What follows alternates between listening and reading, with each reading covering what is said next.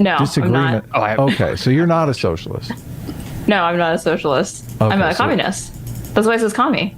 Oh, I'm not a socialist. People who call themselves socialists are actually communists, but they're too scared to say that they're communists, so they call themselves a socialist because right now that's kind of like where the cultural zeitgeist is permissible of. Yeah. Based? What the fuck? Based? Well, who said that? Who said based? What a played the loser. clip. You play the clip. Okay. That's it. Yeah, we're good. Okay. I'm good on that. I'm good on that one. I'm good. I'm ready for Pisco to soy out for the next 5 minutes. Hold on, I have to correctly stop. Wait, Is that sufficient? Wow, look at that. Destiny had to bring up a clip of ours to annihilate Pisco in a debate. It's a pretty interesting turn of events, pretty interesting timeline that we're living in right now. Isn't it? What's going on here? What's going on? Why are we being cited on the Destiny show? It's pretty amazing. Well, they were on a debate on another Wick debate. Wick's been doing very well. Yes, these debates. So hats off to Wick. So we're going to actually watch the fuller clip in the context here. What I was saying base for, Adam, okay, if we slander my good name. I was like, whoa, that sounded like Sitch. We had a conversation with Cherry and Straighter Aid. I think it was about a year ago or so. Long ago. And Straighter Aid said that she was, in the clip, she said she was a communist, not a socialist. And I'm like, what does that mean? What's the difference? And when she explained it, when she said it's because most people, she thinks, are really communists. They just pretend to be socialists. I was saying it was based that she was pointing that out. She was a communist. That she's pointing out most people are hiding their power level, which is something Sitch is always pointing out too. Yes. Right. Yes. That's the base part. Okay. Right. Not the fact that people are constantly hiding that's the soy part, right? That they're hiding their power level. Yeah, and also being communist is pretty soy too. So there's the great soy versus based continuum, right? Mm-hmm. The continuum. So are we going to do you want to give the context? We were arguing greatly before the stream started about the cold open and whether or not this was enough context. And I kept telling Sitch that all anyone cares about is that we're being cited on Destiny's stream. So I mean, I care about Pisco getting annihilated in the conversation. I think that's what's funny. Well, that's an ancillary plus. That's for sure. There you go.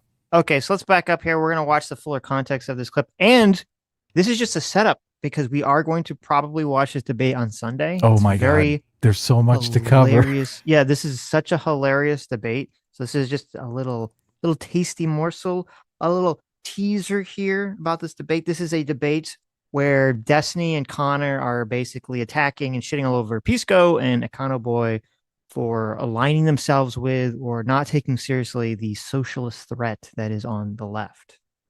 Yes, which is great. Look at this. Yes. Oh my God. Yes. He's on our side. Look, I know. It's incredible. It's incredible. And so what they're discussing right here at this point is, and I didn't know this, Pisco apparently does some kind of live stream with Straighter Aid. And I had no idea. Yeah, so Destiny's calling out that Pisco co-host is a communist. Right. They're not all support. Wait, my co-host is Marxist-Leninist? For Aaron is an ML, yes. That's like where your audience is the direction they're going, yes. You understand that Aaron says she's not a Marxist-Leninist. Do you agree with that? I don't identify people's... You know that Trump doesn't call himself a fascist, right? Yeah, so what a retarded fucking thing to say. What's your evidence that she's a Marxist-Leninist? Ask her about her political beliefs the next time you're on stream.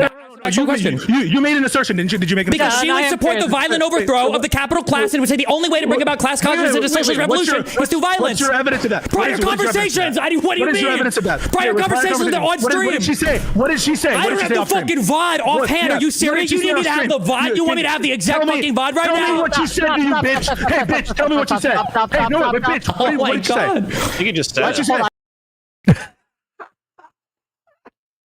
God, I just so love good. Watching them and him and Pisco argue. It's so funny. They're so angry at each other, and there's so much. To me, it feels like there's so much underlying here because I think what's going on here is that Pisco is just mad that he ditched Destiny too early.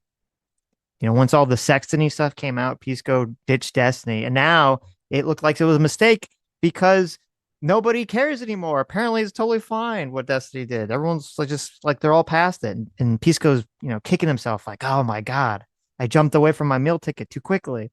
Can't he just backtrack?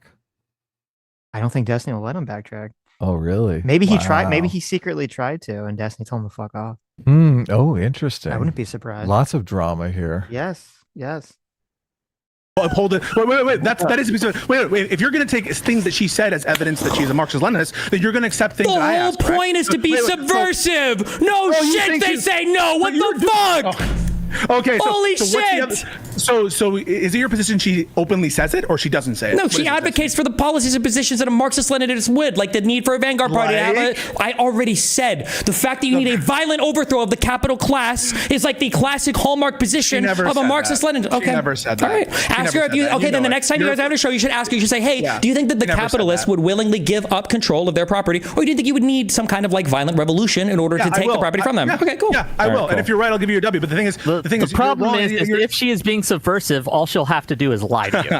Well, no, they won't lie about all the business. They won't wear the label. They won't wear the. They just won't have the. They won't. I don't think that she would lie about that. I don't think she would lie about. I don't know how much of this you want to watch because obviously we're going to deep dive in it on Sunday. No, so keep going. We gotta get back to the clip. Okay. Wait, Stephen. What would it take for me to show you that she's not a Marxist-Leninist? You understand that right now, when both of you, right now, when both of you have staked your reputation now on this question that's publicly said, there's no real thing I could give you right now, right? I can't. You understand? Oh, you spoke too soon, Destiny. Of course you could give him something. What are you talking about? There's plenty of things on the Sitch and Adams show that you could investigate. Wait, I'm asking you. You understand that both of you are literally incentivized to. What evidence would it take to convince you otherwise? That's a simple question. You can say nothing. Nothing will convince me otherwise. You can say unless she has like genuinely changed her political beliefs over time. Will anything change your mind about that position? I'm yes sure. Or no? Like if there were. He's so fucking mad. Holy shit! I gotta do a zoom in on Pisco because Pisco is fucking raging. Oh God, he's so pissed. There's like a debate that she had like 2 months ago, and somebody linked me, and she was like, "Oh no, like I don't think that like these ideas are necessarily good or whatever." Then yeah, they're like, "Oh shit, maybe she changed her beliefs." So we'll go through the receipts of what Trader Rate said, and if a thorough search of her records or of her fucking public statements doesn't say anything about a violent revolution, look for the clips, go search. Doesn't say anything about a violent revolution. Will you retract your statement? If a thorough search of her records, will you retract this claim that you just made? If she hold on, I submit. Okay, here we go. We relink this. I submit this to the chat. Go. Play it, Wick. Play it down for us. Give me a second. Let me. Okay, let me jump ahead. Take some like 30 seconds to set this up. Take the fine. Look at that. Someone immediately brings in like DGG right there. Like, it is funny. Whoa, yeah, look, I listen to Sitch and Adam all the time. Of course, I make fun of them on Reddit. 365. But here's a clip. It's funny. Well, actually, I don't know. Maybe I wonder if it was like Zero Fox or something. I feel like he would because he watches Wick. Oh, of course. So I don't know. Maybe he has the club ready. But Zero Fox, was this you? Let us know. It's weird. It's weird because like people would remember this. I don't remember anything from our conversation from Straight Raider Cherry. I remember that whole conversation. It was great. It's like a blur. They were so laid back. And this was after Cherry set us up on that panel, totally sandbagged us. We were totally completely nice to them. They came on. We had a civil conversation. Yes. As we tend to do. I don't remember the conversation being like, I remember the conversation being everyone chill. but the evil Destiny loves us. Okay. That's true. That is true. Well, it gets so under his skin. What do you mean, Pisco? Pisco? Fuck, he doesn't love us. Of course he doesn't, because you tore him a new one and threw him off the show. Yes. Our entire audience wants us to invite him on just so we can constantly mute him and kick him unceremoniously. They're begging for that, Sitch. I'm telling you, that's what they want. That's terrible. It's not terrible. That's terrible. He deserves it. He deserves all of it. Look at this guy. Grass type. Okay, here we are. What the fuck? Now, for this clip, I want you to watch Destiny and Wick's and Pisco's like reaction. Like watch the bottom four reaction to when the information comes in. You can see the joy on some faces and the anger on other faces. I got all those guys on stream, so yes. A blow like, are you a full disagreement? I'm not. Okay, so you're not a socialist. No, I'm not a socialist. Okay, I'm a communist. That's why it says commie. Oh, I'm not a socialist. I'm a communist. I can't tell. What's the difference? Explain to it. I actually feel like mainstream people who call themselves socialists are actually communists, but they're too scared to say that they're communists, so they call themselves a socialist. Because Oh my God! Yes. Oh. Yes. Oh no. Oh no. The life is draining from Pisco's face. Oh no. It's like the thousand year stare meme. It totally is. Oh yes. Yes. You get the zoom in with the Hello Darkness playing. Yeah. The Hello, color slowly darkness, drains my away old from the friend. frame. And Destiny's so excited. He's like, yes. I know. Oh my god. I just won my lawsuit. Yes. right now, that's kind of like where the cultural zeitgeist. Look at Wick. Look at Wick. Look at Wick. Wick's like, what? Wick has the oopsie. Oopsie. Big oopsie doopsie. It's permissible of. Yeah, that's it. Yeah, we're good. Okay, I'm good on that. Okay. I'm good on that one. I mean, I'm good. kinda- I'm ready for a Pisco to soy out for the next 5 minutes. Hold on, before we, hold on. I have to correctly stop. Wait, he's I'm asking you, so is that sufficient evidence to you? No, wait, No, wait. her saying I'm a the commie answer- is Whoa, wait, whoa. Ow. not sufficient evidence that she's a The communist. answer, the answer is I know that Aaron says she's a commie, and Steven, you can tell he's fucking soying the. Look at this. Oh my God. He switched on a dime. He switched on a dime. He's going to say, listen, I know that she's a communist, but I said very specifically a Marxist-Leninist, so therefore I win the conversation. Please. Okay, you were incorrect, sir. Oh, please. Oh, please. Oh, please. This whole argument was about how my co-host is not a revolutionary. Yes. Oh. I leave it to the lawyer to go into the lawyerly nitpicks, right? Well, I agree with what Destiny said earlier in the clip where he said a lot of these people are, they say they're socialist, or even the ones that say that they're communist, I'll acknowledge that. They're not going to, most of them, some of them will now, like the second thought people, but most of them will not acknowledge that they are in favor of violence. Obviously, they don't want to get thrown off the platform. They don't want to get in trouble. So they're not going to acknowledge that they're in favor of violence, and they're not going to acknowledge this comes up in the Hasan clip from way back when he was debating with Ethan. Like, if the Communist Party does seize power and there's another party that's a capitalist party that is gaining traction, they're not going to become free speech advocates. They're not going to allow that political party to run. They're going to use political power to shut that down and put those people in the re-education camps. Of course. And they're going to claim, oh, they would do the same with us. They're fascists. Yes. They're all fucking fascists. This whole conversation, which we're going to watch on Sunday, it's very like, it would be if there was a faction of the right. It would be like if the mainstream right on the internet, the MAGA movement said, okay, we're going to align ourselves, not with Nick Fuentes, because he's like a white nationalist, but we're going to align ourselves with the monarchy crowd, or we're going to align ourselves with like the non-racist fascist crowd, because you can be fascist as long as you're not racist. That's like, okay. Right. And they made all these excuses for that because that movement was theoretically popular. And the whole thing, it's so stupid because you're advocating or you're aligning yourself with people whose political beliefs are actually completely at odds with yours. They might vote with you because they think they can slowly push your party in a more extreme direction, but you're voting with people who are against free speech, whose ideology has shown time and time again is going to take away all your freedoms and is going to destroy individual rights in whatever country it's implemented in. Yeah. The intolerant left. Yeah. They're not liberals. This conversation is so crazy. And I was listening to part of it. I didn't even get through the whole thing because it was like 3 hours, where Pisco and Econoboy, actually, I don't know much about Econoboy, but Pisco, who I thought was just like a libtard, was just a, Democrat, liberal voter, is making sort of excuses for saying, well, there's been times in the world where communist parties have taken control in governments and they haven't destroyed the entire country. So you're wrong, Steven. And I'm like, what am I listening to? This is peak debate brain retardation. Straighterade has had an impact. Yeah, I wouldn't have guessed. Oh. I wouldn't have guessed. Well, she is an attractive woman, so it's pretty funny. So this is gonna be great for Sunday. Okay. And then there's a interesting clip that Asmongold put up that is kind of connected to this clip. So here, let me drop it in here real quick. Oh no. Oh no. He's complaining about me again. I've been kind of impressed. He hasn't talked about me for like 3 days. That's fucking hilarious. That's hilarious. Asmongold is just 10 times cooler than Hasan in every way, shape, and form. He doesn't, I mean, obviously he's not as attractive as Hasan, but just his personality sings by comparison.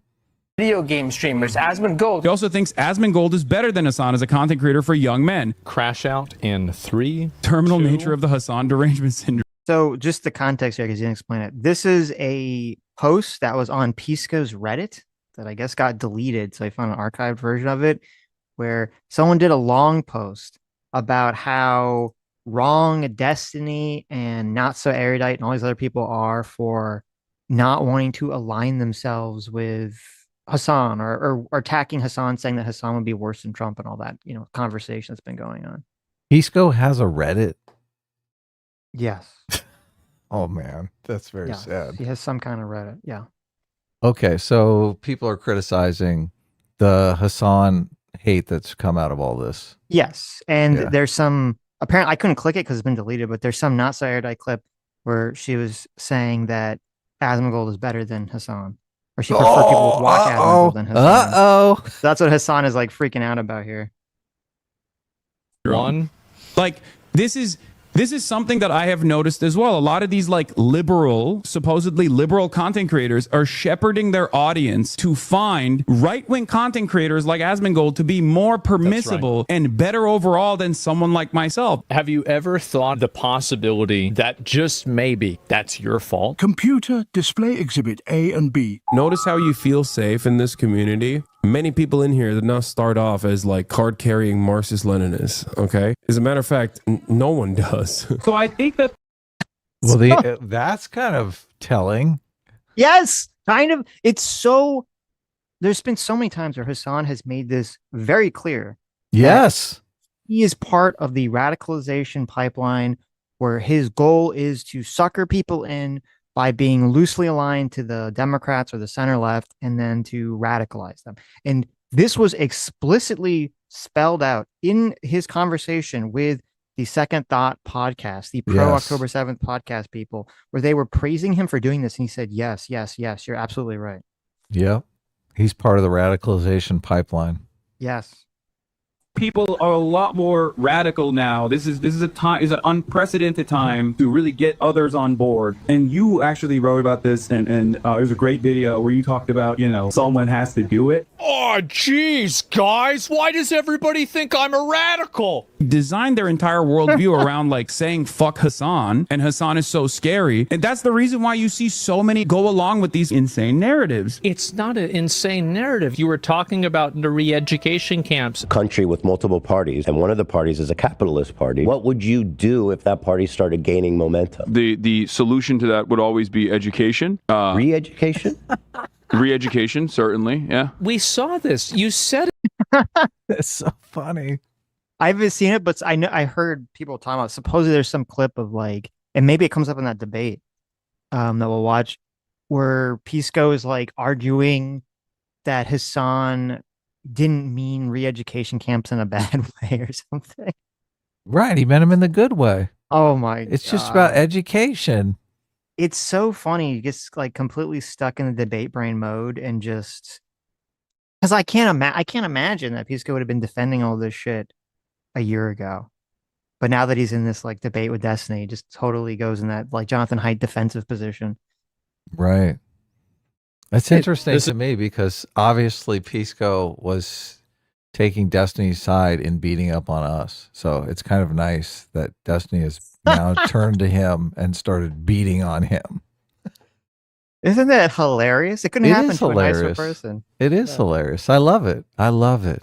The scorpion got stung. Yeah, you reap what you sow. Yeah, look at that. Said it. This is all about me. He's having a bad day, I guess. He's so based. He's basely defending Israel's right to defend itself, guys. Chat. Bro, it's bad what happened. Does that mean Israel can do anything that they want? No, I never said that. But he's pausing it as if I did. Remember October 7. That's what he's doing here, okay? Remember October 7. He's having a pretty bad day today, huh? It's such a funny position to be in, by the way, where you're like simultaneously pro Adolf Hitler. You can't obviously... Also, you're pro-Israel. I'm pro-Adolf Hitler. I'm pro-Israel. I'm pro-ethnic. That's okay. One more thing. Because he gives you so much content, please wish Hasan a happy 35th birthday. He announced this a week ago. Say to Hasan, wish him a happy birthday. Happy birthday, Hasan. Yeah. Okay. All right. Yeah, happy birthday, man. All right. See ya. Yo, bye-bye. Yo, bye.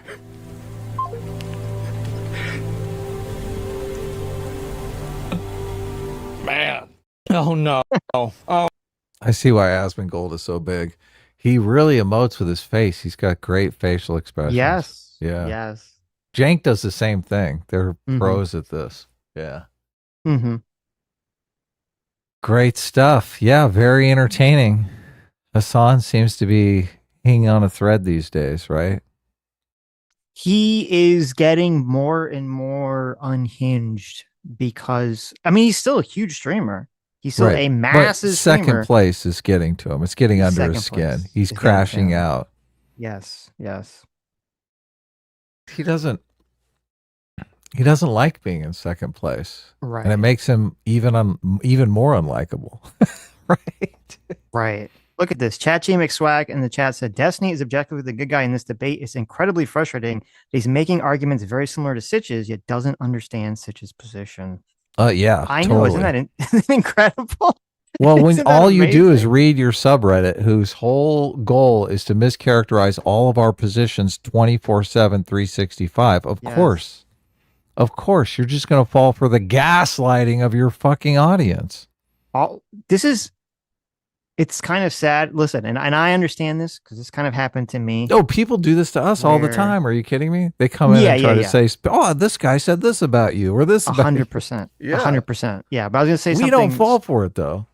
No, we try not to. Sometimes maybe, but I always correct the record. What? Never. We've never fallen for that. What are you talking about? Fake news in my entire life. We've fallen for fake news, but we've never fallen for this content creator's trying to start shit with you. Like we always dig in, we always find the truth. That's true. We've never fallen for that. They're always fucking jacking us up. They're always trying to fuck with us. Jacking us off, all sorts of jacking. Not that. Come on. No, I was going to say something different, which is sometimes when you're motivated by debate, it like changes. I think it's easier to change people's minds as long as it's like within their interest to debate that point.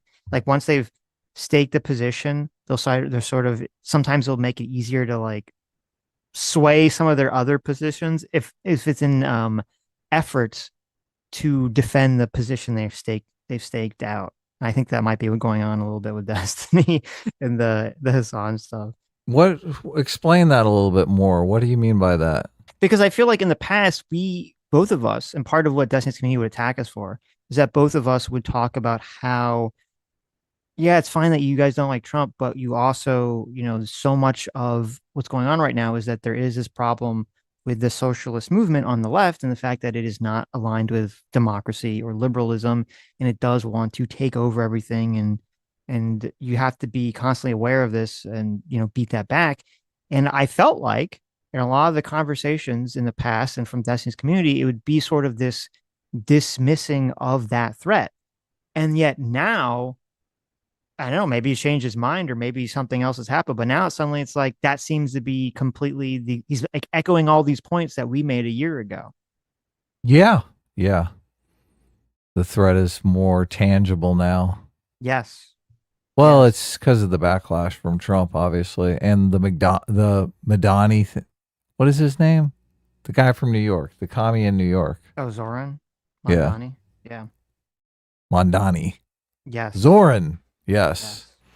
So it is more present now, maybe than when we were talking about it. Mm-hmm. Maybe. So. But that's what happens sometimes you get in debates. I happen to make because it's sort of like I remember I first tried to read the MMT book and it was too boring for me to read. And then when we had to like debate about it, I was motivated to read it. So that can be a good motivation. So we can debate more. Just so I could debate more. Just so I could just tell someone that they're wrong. Right. I did that with Econo Boy on one of his streams. There you go. Because he made a debunking MMT video that was just trash. Wow. Okay. Interesting. And I showed him how it was trash. I don't agree with the MMT people on a lot of their policy prescriptions, but I mean, their model of the fiat currency is completely accurate. I mean, it's not really MMT. It's just basic economics. Someone in the chat says Mamdani is not a commie. I saw a clip of him from like 2020 talking about how the goal was to seize the means of production. What do you mean he's not a commie?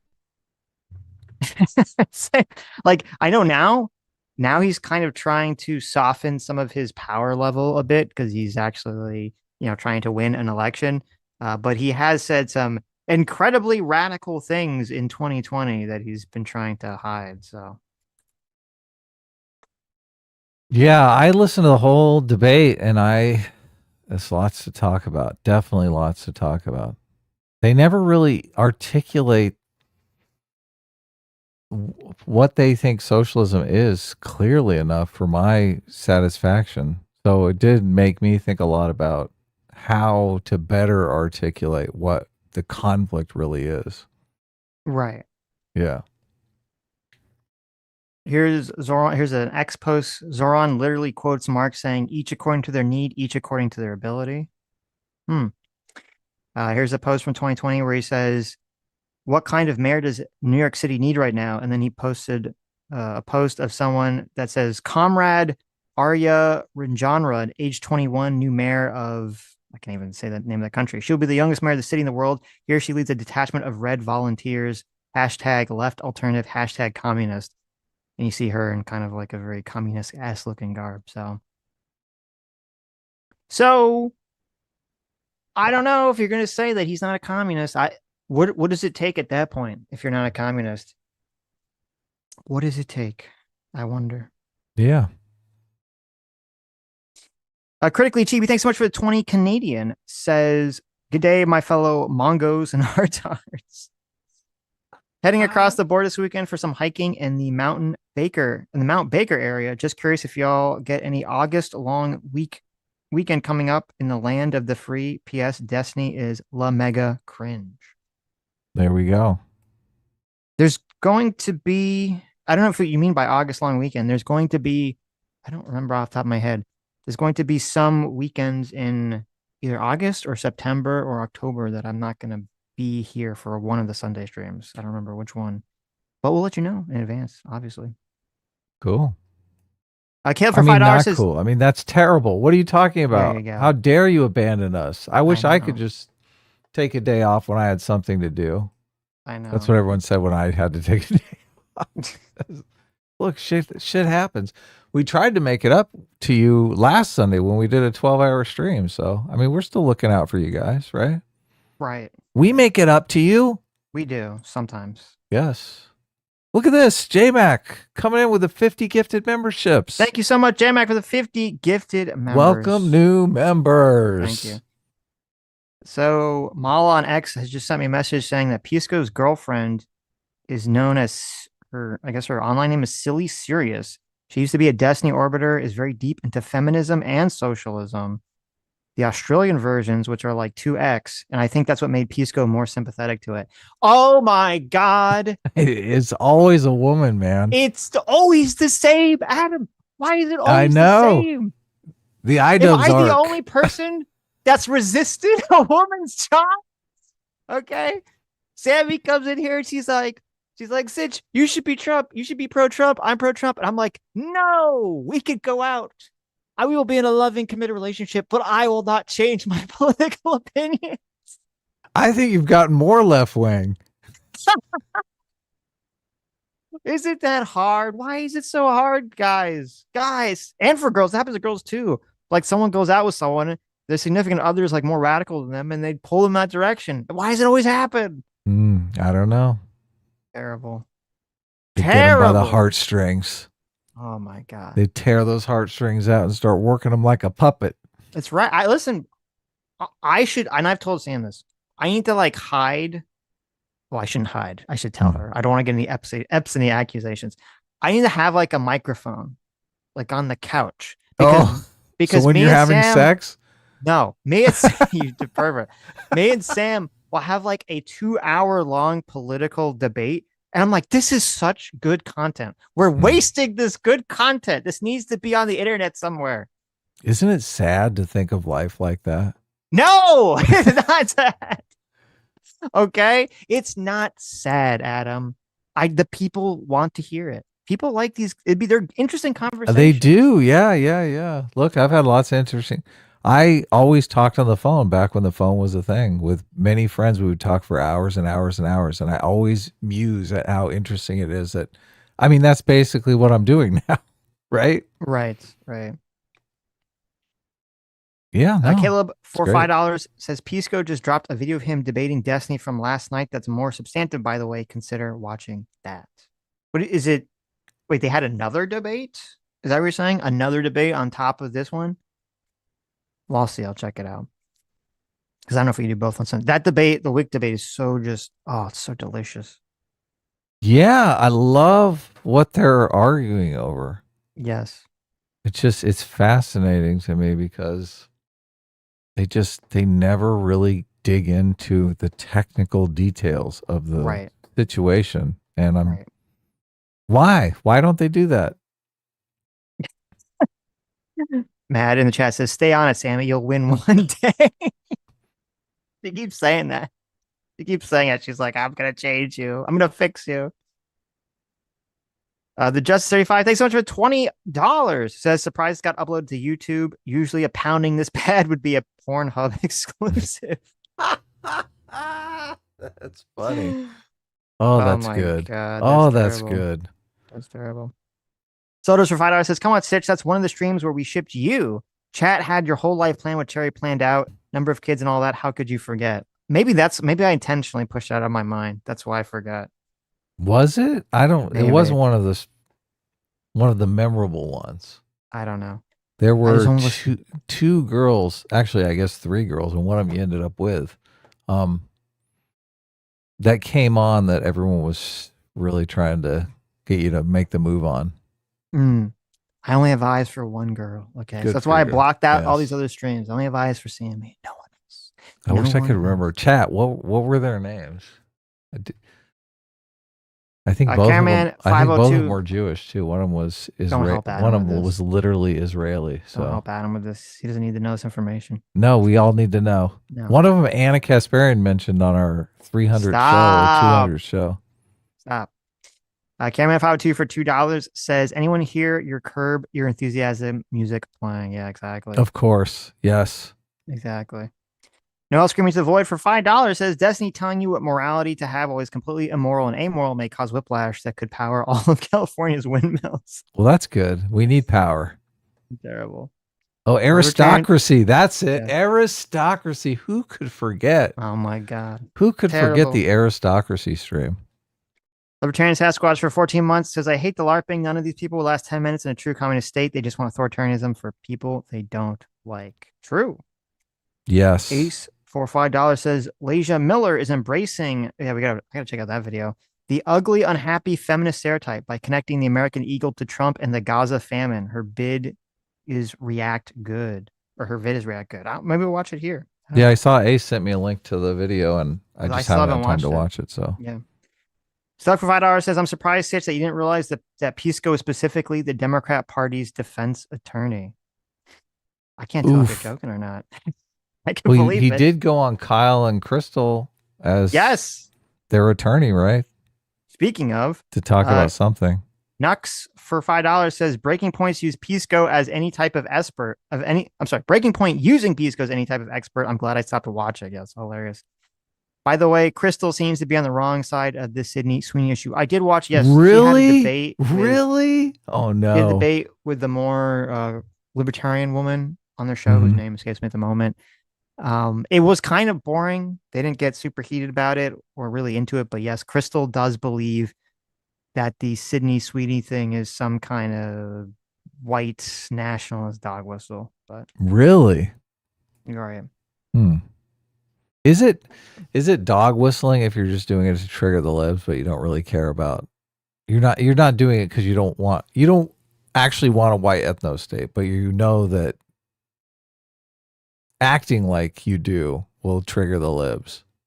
There was a post on LinkedIn by someone who works at American Eagle. Right. That's the name of the brand. Get it right.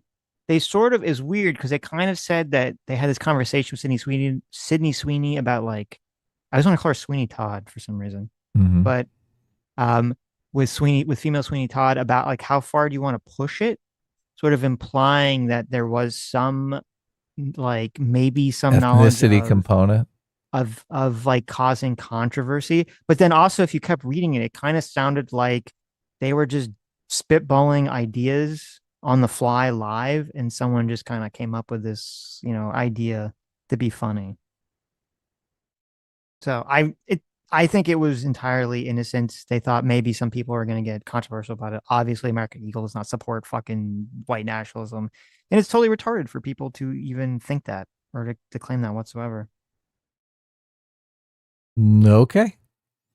Look, I don't think they support white nationalism, but I think they are alluding to it to court controversy to go viral. Seems obvious. I don't see how I'm you not could. 100% sure, but I hope they did, because that means that it's a good woke is dead. Yeah. Not dead because that's part of the story, but dying. That is definitely, if a company thinks that they can piss off the woke people and that will help them get money, that's a good sign for our society. That's a healthy sign for our society. This is dancing on their grave. Yes. Lethal Strain for $10 says Hasan hates that he's a champagne socialist and Asmongold is the wealthy pauper. Hasan believes systems can't compute that Asmongold deserves the right to be his equal or better. Yeah, it is interesting. It's like the classic thing, because I don't believe Asmongold, I believe he came from lower economic upbringing, where Hasan, came from very rich upbringing and basically had, he was given a job by his uncle, and then he used that to become a streamer. It's not like he, went out there and worked, the classic normal jobs that he had got on his own or anything. This is the Green Acres narrative, isn't it? I don't know that reference. The TV show Green Acres? Yes. The poor folk run into a bunch of money, and then all of a sudden they are hobnobbing with the wealthy elites. And the wealthy elites hate their fucking guts. They hate the new money. Yeah, they hate the new money. Exactly. Just like a Beverly Hillbilly example. They find a bunch of oil on their land. That's it. It's Beverly Hillbillies. It's not Green Acres. Okay. I think Green Acres was the opposite of that, right? I think Green Acres was the city slickers went to become farmers. Isn't that hilarious? I've never seen it, so. Yeah. Beverly Hillbillies. That's exactly what this is. Okay. Mason Jordan, thanks so much for 21 months. Says, hello, boys. Haven't been able to watch lately. Been in eye surgery, recovering hell, but had to stop by to hear Pisco get torched. S-Class is the best class. Well, I'm sorry to hear I hope things are going good. Yeah, that's crazy. I hope you're recovering well, though, now. So yeah, eye surgery doesn't sound fun. No. Everyone send their free will energies, okay, to Mason Jordan. That's right. To fully recover. Completely, quickly recover. J-Mac or Circuit 5, thanks so much, Daddy. J-Mac for the $10 says a real man makes his girl more like him. There you go. Bad Beds Pet Goldfish for $5 says, did you see what Mike from PA recently said about Jay? When you say Jay, do you mean Jews? No, I did not. Send it to me, and I'll bring it up.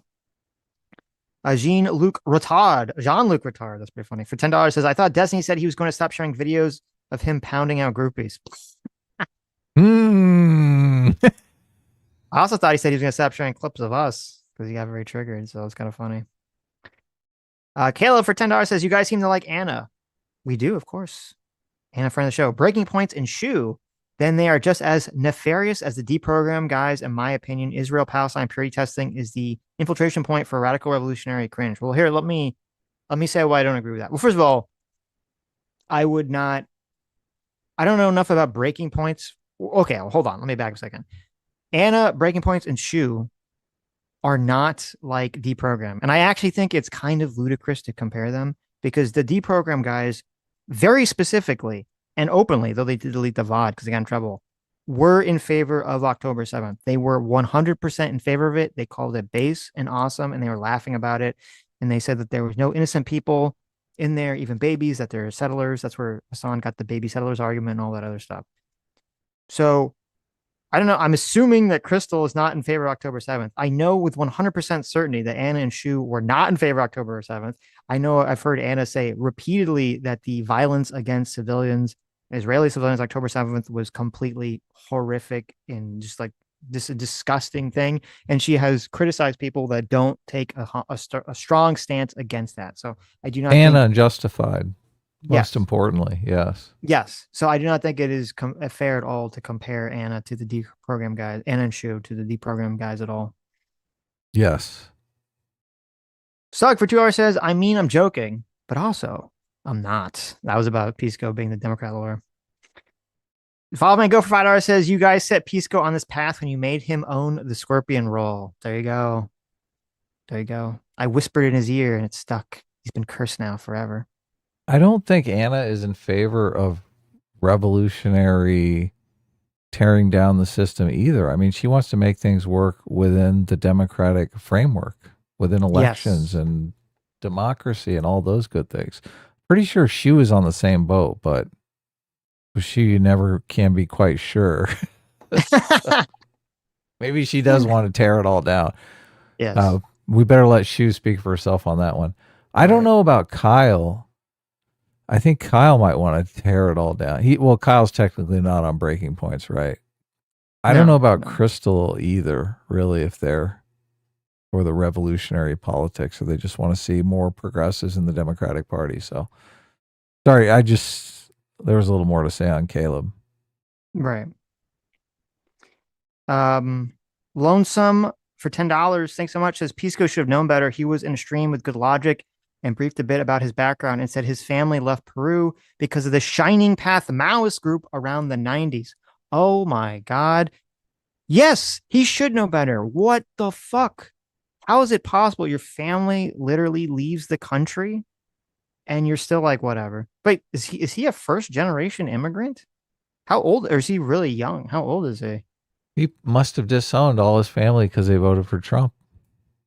No, but I mean, was Pisco born in America? If his family left Peru in the 90s? Or is he just like way, I guess he's much younger because he just did law school like a couple years ago. So, I mean, the 90s is 35 years ago. So, shut up.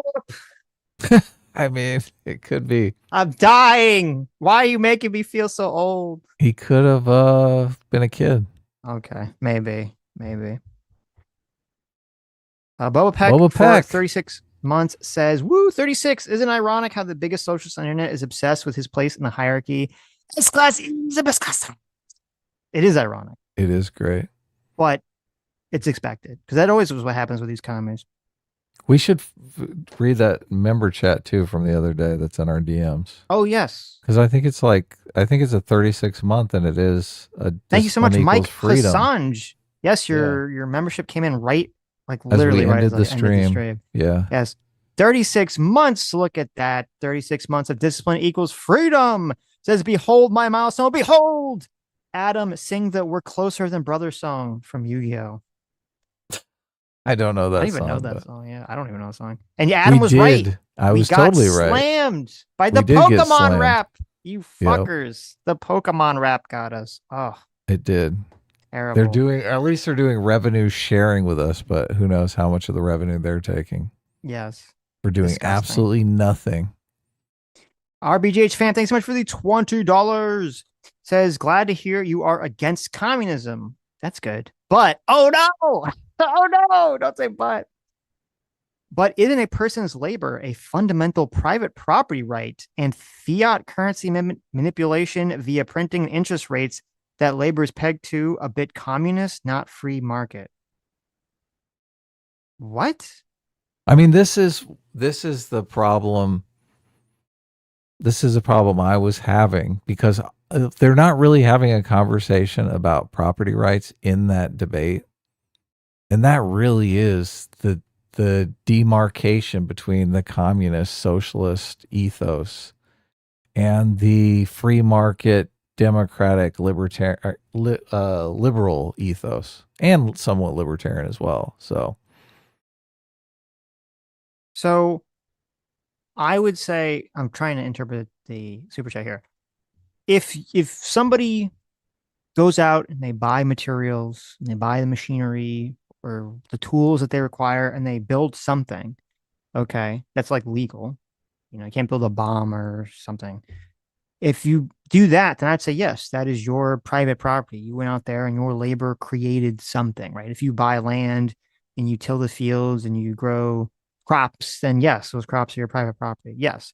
But the problem is that the communists and the socialists, they want to say, hey, if I get hired by McDonald's, okay, so McDonald's or whoever owns the store has bought the land, they pay taxes on the land, they've paid to have the building, they pay for the electricity, they pay for the fryers, they pay for all the machines inside, they pay for the tables, all these other things, that getting hired by McDonald's to work there, to fry burgers or to work the cashier or whatever, suddenly just because I'm working there, I'm entitled to all those other things that I didn't pay for, that I didn't work for, that I'm entitled to every part of ownership of the building and the entity that is McDonald's. And that's crazy. That's not property. That's like the opposite of private property rights.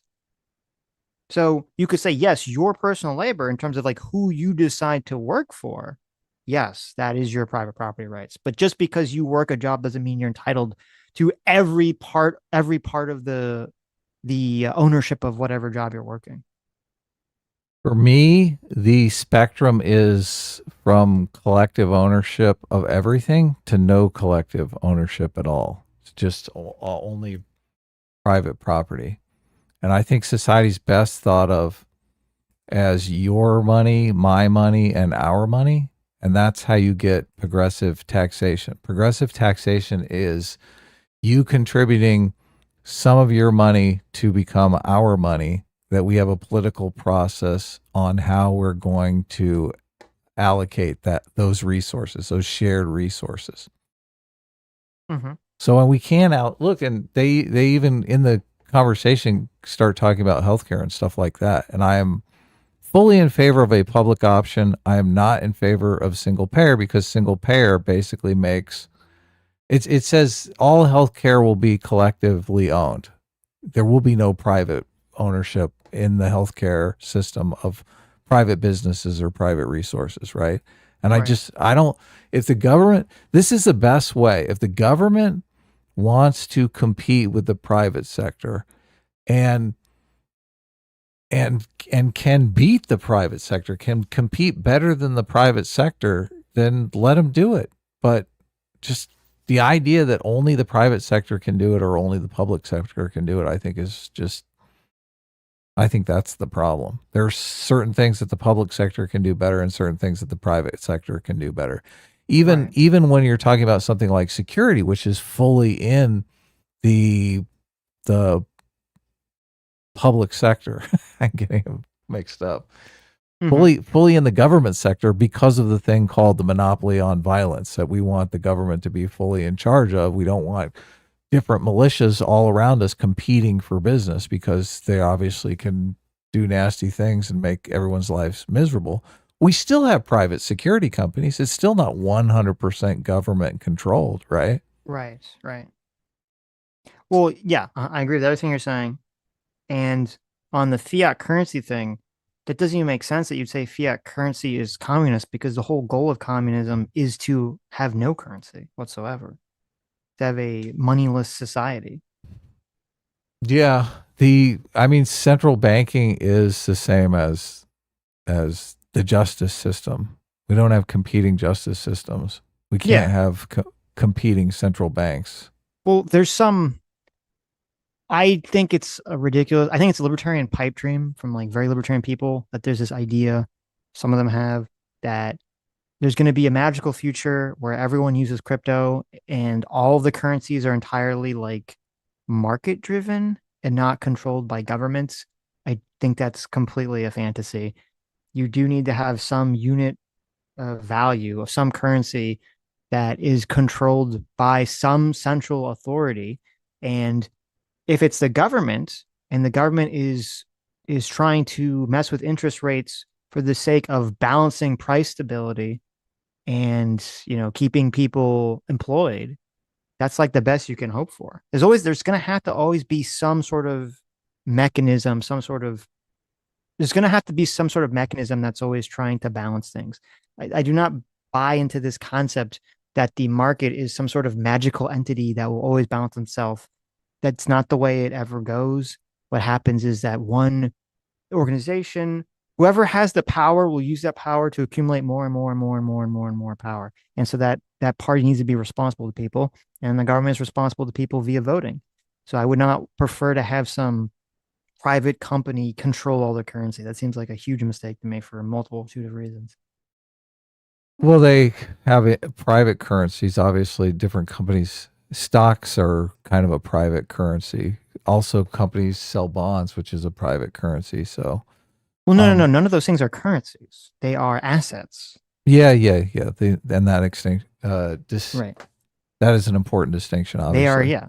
Right. So, this is a very simple idea, and I think it clarifies things tremendously. There's your money, there's my money, and then there's our money, right? Whenever a business forms or a corporation forms, there's some our money going on, right? Shared assets between people. This happens in government as well, right? Our money, the money that we spend for police and roads and whatever, right? Very, very, very simple idea. And if you think of the continuum from libertarians, they don't want our money. They want the concept of our money is repulsive to them. They don't even want to think it exists, right? They want to abolish it. Well, the same way communists want to abolish your money. They want everything to be our money, right? They want to abolish your money and my money. They want everything to be our money. So if you think of that continuum, and in the middle you've got a combination of your money, my money, and our money, where there is some shared assets and there are very strong property rights as well, where people do have their own assets that you can't touch. This is why I always say, taxation is theft at some point, right? I do think there has to be some shared assets. There has to be our money in some way, shape, or form. So you have to have taxation. But at some point, if they're taxing you 60%, 70%, 90%, I mean, that is theft, right? Yes. Good. I'm glad you agree. Squizzleys for $5 says, Adam, please Steelman the American Eagles are eugenicist argument. Also, when are you hosting the Asmon versus Hasan debate? Get on it. Oh God, I would love to host that debate. That'd be amazing. Steelman the American Eagle are eugenicists. Well, first of all, I was saying that they're not eugenicists, but they understand that if they say certain things, there are a lot of people out there that are going to cry eugenicists. They're going to take it as evidence that American Eagle outfitters are eugenicists, and they're going to completely bitch about it on the internet and sell a bunch of jeans for them. And the idea of actually being eugenicists is probably repulsive to them and everyone that works there, but hinting at it enough to get people wound up and talking a bunch of shit on the internet is probably not beyond them, right?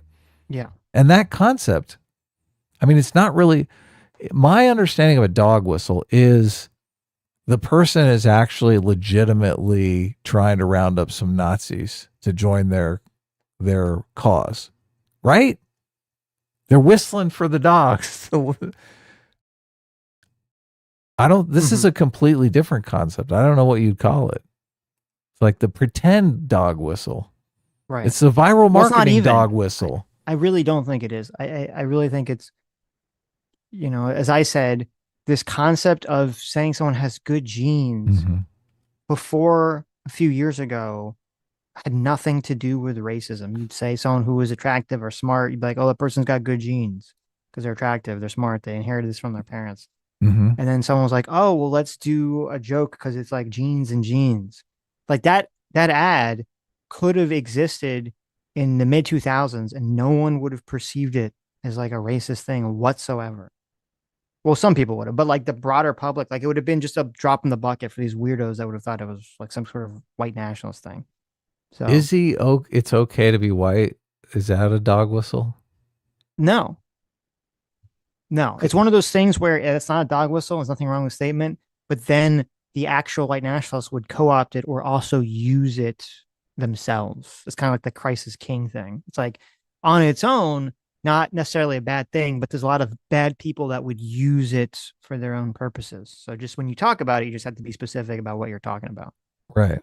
Just say like, yes, I believe it in X way. I don't believe it in Y way. And I just get the only time that you should be, I think, suspicious is when someone refuses to clarify. If they're using a phrase like this, they're refusing to clarify what they mean when they use the phrase. So, because they don't, usually it's because they don't want to piss off, they're the more extremists in their audience. It could be innocent. You could be completely correct. Right. And I could be correct too, that they're like, this will get them fucking talking. Yeah, maybe. Is it wrong? Is it wrong if they do that to get people talking? As I said, if the goal is to trigger the woke, then it's fine. Okay, good. It's okay either way then. Yes. Ace for $5 says Vosh went after the American Eagle commercial probably because they had a grown woman in it. Exactly. Oh yeah. Exactly. Lethal Strength for $2 says goblins. Sitch, show the 2024 Levi's blonde in jeans ad. Yeah, Lethal Strength sent this to me. I don't know if it was. I'm assuming this is real. I hadn't seen this before. But I'll send it to Adam to bring up. So there's a picture supposedly from Instagram from 2024 here. That is when they had Beyonce, when Levi had Beyonce doing their jean ads. They also made the jeans double entendre with Beyonce. Oh, but then it was okay, right? Yeah, yeah. Obviously, because you've got a brown woman, so. Well, I don't know how many people even noticed because I don't know if they had like a video of it like they did with Sweeney here. They just had it was just like a post. So. Oh. I mean, no one's going to say Beyonce doesn't have good genes. So. Yeah, look at that. Those are some good. That's some good. Those are some good genes. They look nice. I'll take a pair. Yeah. Now, Batman's pet goldfish for $2 says Mike said Jews is a demonic constructed ethnicity. What? Wait, what? Wow, he's gone full anti-Semitism. Wait a minute. Not Send it to me. What the fuck? Not even joking anymore. Send it to me. Someone just sent me a message on X that said, from Liberty Legionnaire, Sitch, you and Adam called this that day, and then it says post was deleted. So I don't know, whatever we called, I don't know, because it was deleted. So I think we might invite Ace on for chat here for a bit too. Okay. Send me, if someone has the link to is it a tweet or the clip of Mike saying that, I'll bring it up. So send it to me on X. Because that's pretty fucking crazy if Mike is saying that. So not surprising. Send it to me on X. Do you have an X account? PSA Sitch? PSA _Sitch on X? Of course not. Libertarian Sasquatch for $5 says, I don't understand why these people are terrified of fascism but are okay with communism. They're equally terrifying to me. Make it make sense. Yes. They just think communism is being nice to people and empathy. That's what it is. Just empathy. Ace for $5 says, racial grievance fetishists like FD must be loving the controversy around Sydney Sweeney daring to appeal to straight men. Yes, if only it happened before. That'd be interesting. I bet that'd be another hour-long debate on that topic. The Coldology, thanks so much for 22 months, says the means of production is and will always be your labor. Communists want slaves and hate the successful person because their success is a judgment. True. They are very jealous of successful people. So much of it, I think, does break down to winners and losers. It's unfortunate. Caleb for $10 says Anna has gone off on some crazy shit. Do not look up her dancing on X. Her and others are not openly supporting the seventh, but they contribute to those sentiments a lot. I know, as I said, she's very anti-Israel at the moment, but I do not think you can compare her to whatsoever to the deprogrammed people or anything like that. So, got to keep things in perspective. I mean, I'm not sure what to do about the Israel thing. It doesn't. I mean, nobody looks good in this situation. Nobody. Okay. Even us. America, we look fucking terrible too. Okay, thank you. 3 people sent me the clip here. So I'll send this to Adam. We'll bring it up. A Twitter clip? The Twitter clip. A 20 tweet? seconds. Mike from PA just being as anti-Semitic as possible.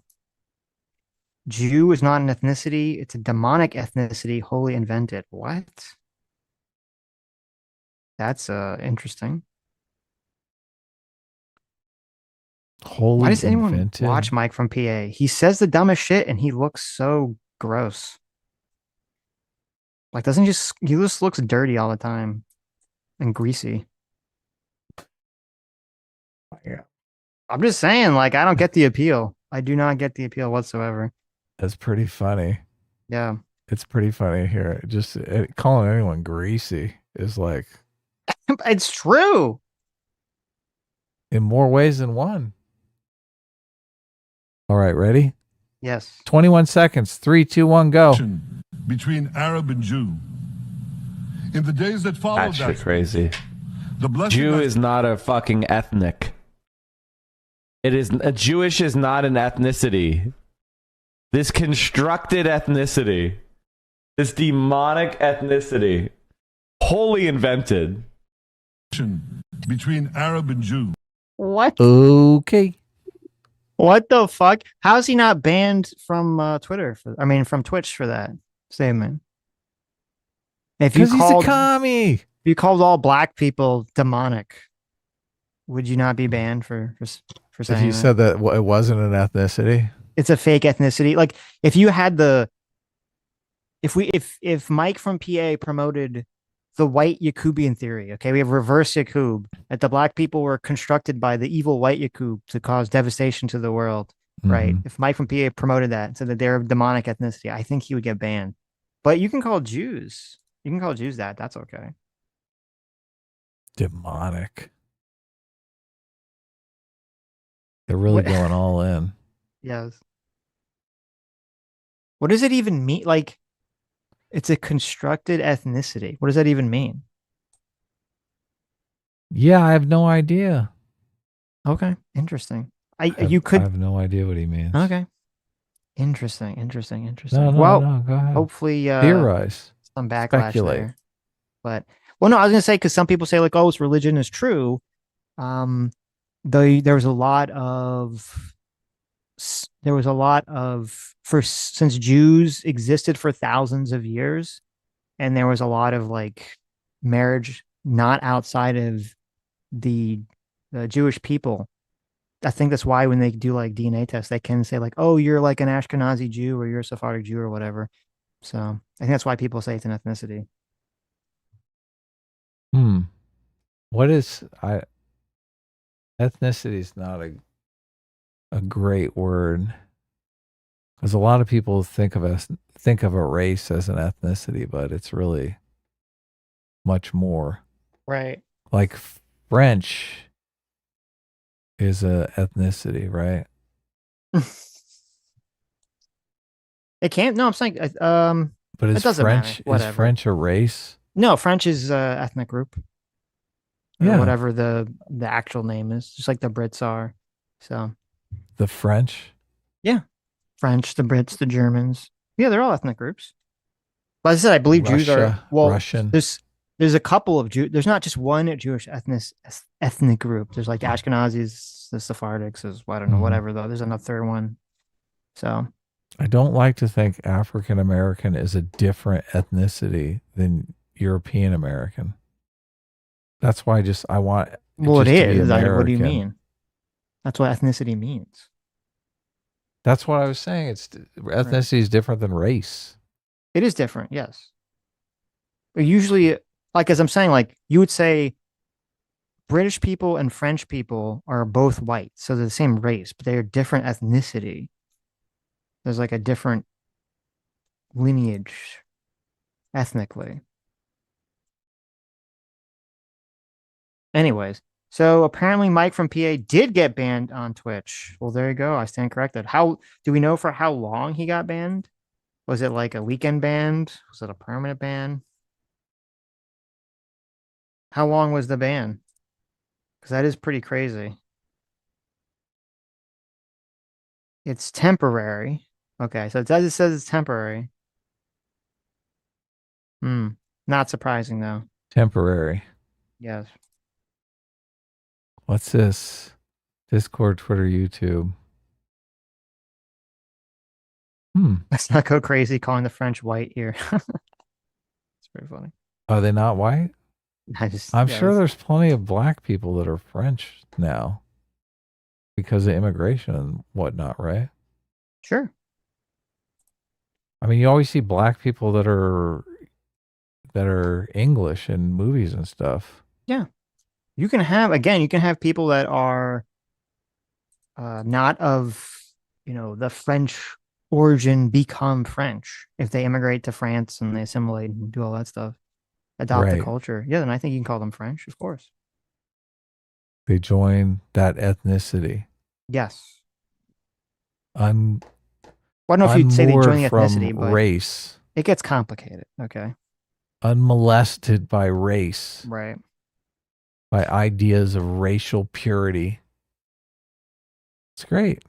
Fair and Practical Progress for 5 Ozzybuck says, very informative vid on breaking points with a Green Beret whistleblower. Finally, we have more long interview primary sources, unlike 10-minute clips. I did watch that interview. I don't know if that guy's a credible source, but he was claiming that Israel was doing all sorts of bad shit regarding the managing of the food drops and stuff. So,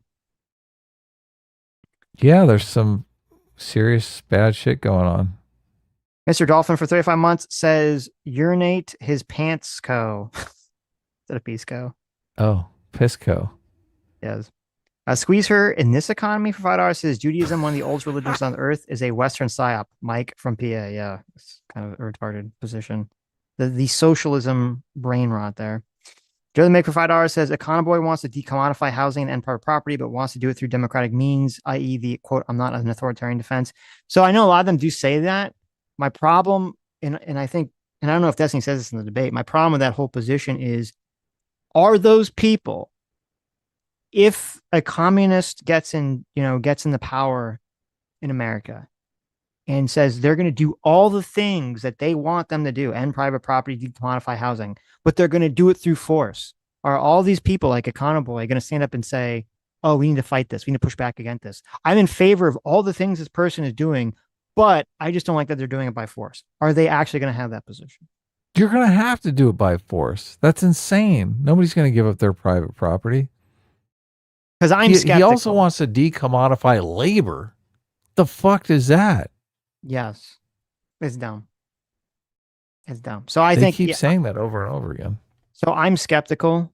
No, yeah, obviously it's not going to happen without force. But I'm just saying I'm skeptical that even if it theoretically did happen, I'm skeptical these people would actually stand up and say, no.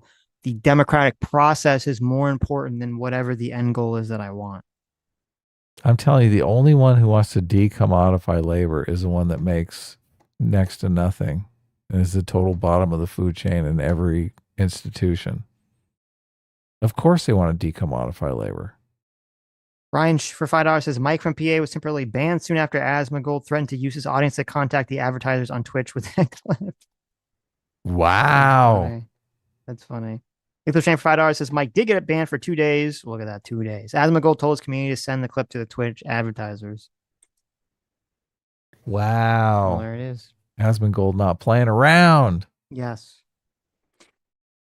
Okay, so this is a pretty crazy story that came out here. Let me send you the story. Page. Yeah, if I can is find it real? it. Did it happen? It did happen. It totally happened. This didn't happen. It didn't happen? I don't believe okay. you. Here it is. Here's the page about it. What's up with Beyonce's butt? It's nice. How's What do you it mean, look what's like up with that? it? Is that real or is that some Who knows? crazy plastic surgeon? I think it's real. Is that the I like to Brazilian? pretend it's real. Like the dream it's real. Is that the Brazilian butt lift? They put, Is that- it's kind is of that gross. what it Those they is? put those. Some girls get like the implants. Oh, not Yeah, I good. saw a story a long time ago where some woman got like discount butt lifts and they used like real silicone from like the hardware store. Oh my God, no! And she died. She Yeah, died. obviously. She got infected and died. Oh my God, that's horrific. Somebody thought, I can do those. I seen silicone at the hardware store. I'll just do my own injections. Okay, I sent you the article if you want to bring it up. Yeah, I do. Okay, so this is kind of an insane story from YouTube. So YouTube put out that they're using AI to determine whether a user is over or under the age of 18. All right. Mm-hmm. So YouTube says in the Here's How It Works section, it says, we will use AI to interpret a variety of signals that help us to determine whether a user is over or under 18. These signals include the types of videos a user is searching for, the categories of videos they have watched, or the longevity of the account. When the system identifies a teen user, will automatically apply our age-appropriate experience and protections, including disabling personalized ads, turning on digital well-being tools, adding safeguards and recommendations, including limited repetitive viewing of some content. If the system incorrectly, and this is important, if the system incorrectly estimates a user to be under 18, they'll have the option to verify that they are 18 or over, such as using a credit card or government ID. We will only allow a user who's been inferred or verified as over 18 to view age-restricted content that may be inappropriate for younger users. Okay. Looks like Sitch is in big trouble.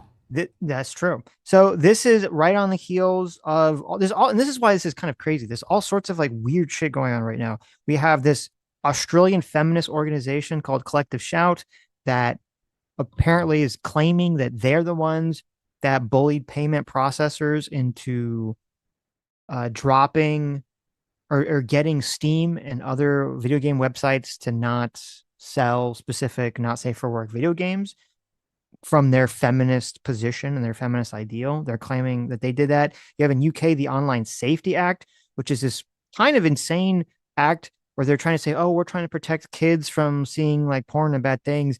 And you have to verify who you are. And yet already, supposedly, it's already going to affect Wikipedia, which doesn't make any sense. Like, there's going to be specific Wikipedia articles that they have to verify your fucking age for. I don't know about you. I don't know who's going to Wikipedia to look at porn. All right. This is like, it's not back in the day where someone like would look at National Geographics. They're like, oh my God, there's like caveman or like native boobs on National Geographics, right? I'm so impressed. That's totally insane. And then also and this is even crazier, Spotify. Okay. There was this story for Spotify where they wanted to use, get this, they wanted to use facial recognition to determine whether a person is 18 or not. Wow. They have some company that they'll work with that will look at your face and try to use AI to determine your age. People think this is a good idea. From your proportions? Yeah, exactly. I think they're trying to get you to turn your camera on so they can take a picture and put you in some fucking database. That's what they're trying to do. That's 100% what all this is. And right now there is a U.S. version of this Online Safety Act that is being proposed, though I don't think it's going to pass.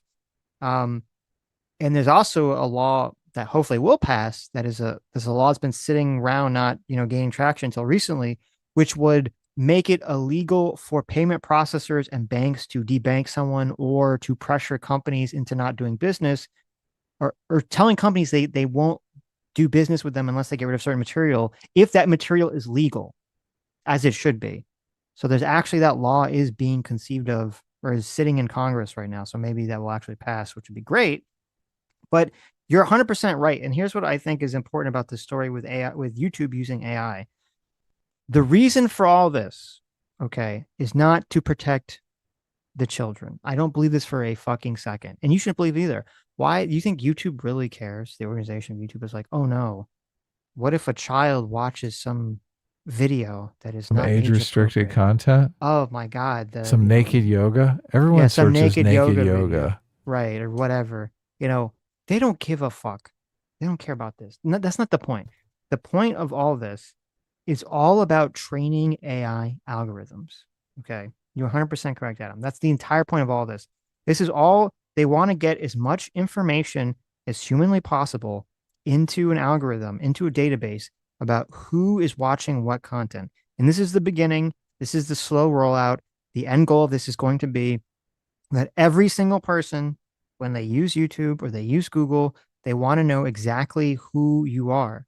And the reason for that is because they figure if they can get as much information as humanly possible to every person using Google and using YouTube, and they throw that into an algorithm, it'll make the AI much better at being able to sell you shit. That is the entire point of it. They want to get rid of all your privacy rights completely so they can better tailor content to sell you shit and to get you addicted to their media platforms. Yeah, that's exactly right. It's insane. It's totally insane, totally horrific. And we do need to fight this every step of the way.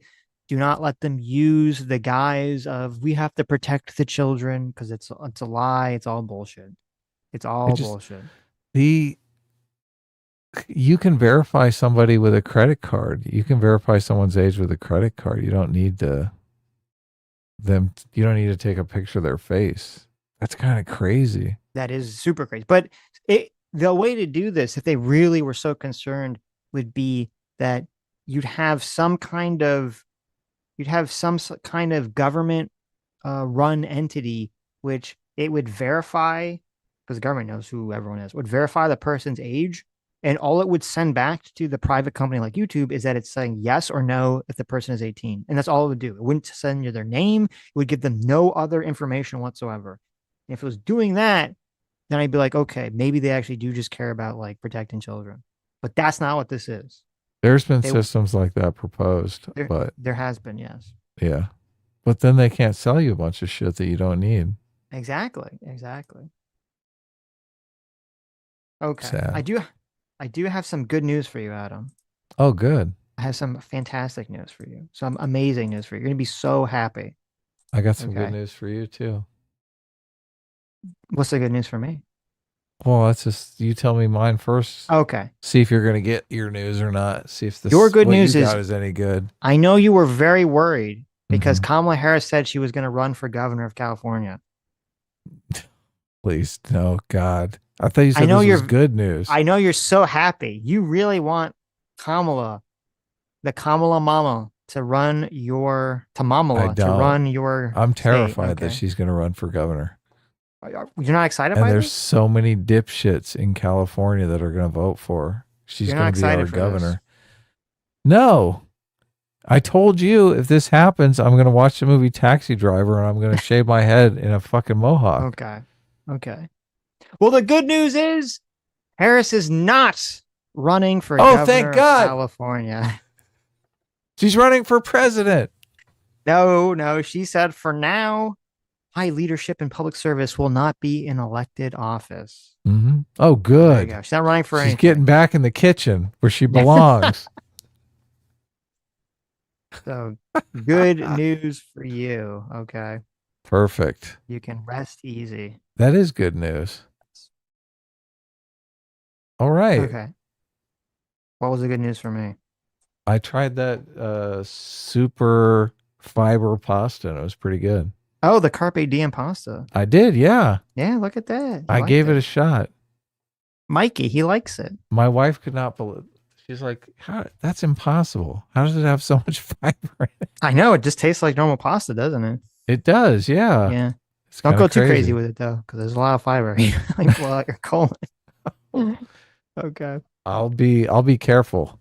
Right. Yeah, I'll just be careful. a little at a time. So shall we send Ace a link, or you want to talk about something else? We can. We can send Ace the link. Yeah. What are we going to talk to Ace about before he comes I don't know. in here? What does he want to talk about? He wants to talk about how you have TDS or something. Do I have permission to mute him whenever You he gets can a mute little out him of or yell at control? him or kick him. You have permission to Kick do him anything. off the stream? You have permission to abuse Ace as much as you want. I don't think it'll be necessary. I think he's going to behave himself, but I just want to get the ground rules clear here. Right. ADF for 6 months says, Trump told me I don't know who you're talking about, so your news makes no sense, Sitch. That's true. Nobody knows. Who's Kamala Harris? I don't even know. Kamala Harris. I don't even know who that is. I've never heard of her name before. We It's a dodged a magical bullet name. there. So We definitely we did, dodged we a did. bullet. Oh, you wanted to say something about, I guess, are we going to watch a clip of Trump getting caught up by another Epstein? No. You know, Okay. I watched the clip and it wasn't that interesting. I'll just briefly say, someone asked Trump about, we watched the clip on Tuesday where he said that he kicked Epstein out because he was poaching employees. And we're like, oh, that's weird. But then someone asked him, well, did you kick him out because he was poaching employees or because he was being a creep? And Trump said that they're the same thing. And so people were sort of, because apparently Virginia Guffrey, I think that's how you say her name. She was one of the most prominent Epstein victims that was making all sorts of accusations. She's And not the one that committed suicide, right? She is It's the one different. that committed suicide. Okay, it is. Supposedly, in finger quotes. She was actually poached from Mar-a-Lago. She used to work at Mar-a-Lago giving massages. And that's how Epstein found her. And so people didn't know. They're trying to kind of get Trump to What? to say Really? like, yes. And so people were trying to get Trump to be like, well, who are you talking about? Did you know what he was doing with the girls? Is that why you kicked him out? Or you just kick him out for like, because you wanted staff to work for you? They couldn't really get a clear answer on any of these questions. And honestly, this happened 20 years ago. So it's not like I think Trump would even fucking remember any of this shit. So I didn't think the clip was that interesting. Well, he did remember the fact that there was some employee poaching going on, though. That's true. That's true. But people were trying to basically say, if you looked at the timeline, that would mean that Trump should have known what was going on and that he was letting Epstein still sniff around, all this stuff. And it seemed like a lot of like accusations that to me were too amorphous, too without evidence for my liking. Look at this. You're not pouncing. No. Did you see Michael Wolff on Charlie Rose? Michael Wolff is the guy who Yes. tried to get Epstein, or Epstein tried to get Michael Wolff to write a book about him. And supposedly he's been shopping around. He has audio recordings of him talking to Epstein and talking to Steve Bannon about all kinds of things. Mm-hmm. And he's been shopping these tapes around trying to sell them, but nobody's interested in buying. Now he's got some interest, but he's an interesting character. But I saw him on Charlie Rose, and Charlie Rose asked him some really good questions about Trump's policies and how Trump is for the country. And the guy he seems to have massive TDS, which completely, for me, undercuts a lot of what he's saying. I don't know Charlie if he's Rose or Michael Wolff? Michael Wolff. Yeah. Oh, Michael Wolff thinks Trump is despicable. Well, I mean, you can make an argument that Trump is despicable, but Then what do you, I don't know that you can make an argument that the country is in chaos right now, right? Well, his assessment is, I mean, obviously you have to rely on his judgment because he's saying that all of his assessment on Trump and why he doesn't like Trump is based off of the fact that he spent the 100+ days in the White House in the first term, like watching how everything panned out and watching how people interacted with Trump and Trump interacted with his administration in the first term. Right. Yeah. Yeah. Well, there might have been a lot more chaos in the first term because Trump was so ill prepared, and there's a lot of power at stake. So there's Right. going to be a lot of jockeying for control of the administration once people see, oh, no one's in charge here. But I mean, you could make the argument that happened with Biden. Biden was fucking out to lunch his entire term. Why isn't Michael Wolff going on Charlie Rose talking about how the country was in chaos because nobody knew who was governing the country when Biden was president? I don't know. I don't know if he's talked about Biden. I don't know if he had any sources for Biden. He's saying he has sources still in the White House now. I don't know who that would be, but I just think it's funny that he says that Epstein and everyone else all bond over how much they hate Trump. Steve Bannon hates Trump. Everyone hates Trump, right? Mm-hmm. But Michael Wolff is in that group too. He fucking hates Trump. I mean, right. How is this just not part of his bonding? It wouldn't be too extraordinary to think that Steve Bannon and Epstein would bond over dislike Trump, because this would be after Trump threw Steve Bannon out of the administration, because Steve Bannon was probably the one leaking so much shit in Trump's first term. And also, Trump and Epstein had their big blow up, and Epstein supposedly had some fear of Trump going after him when he was president.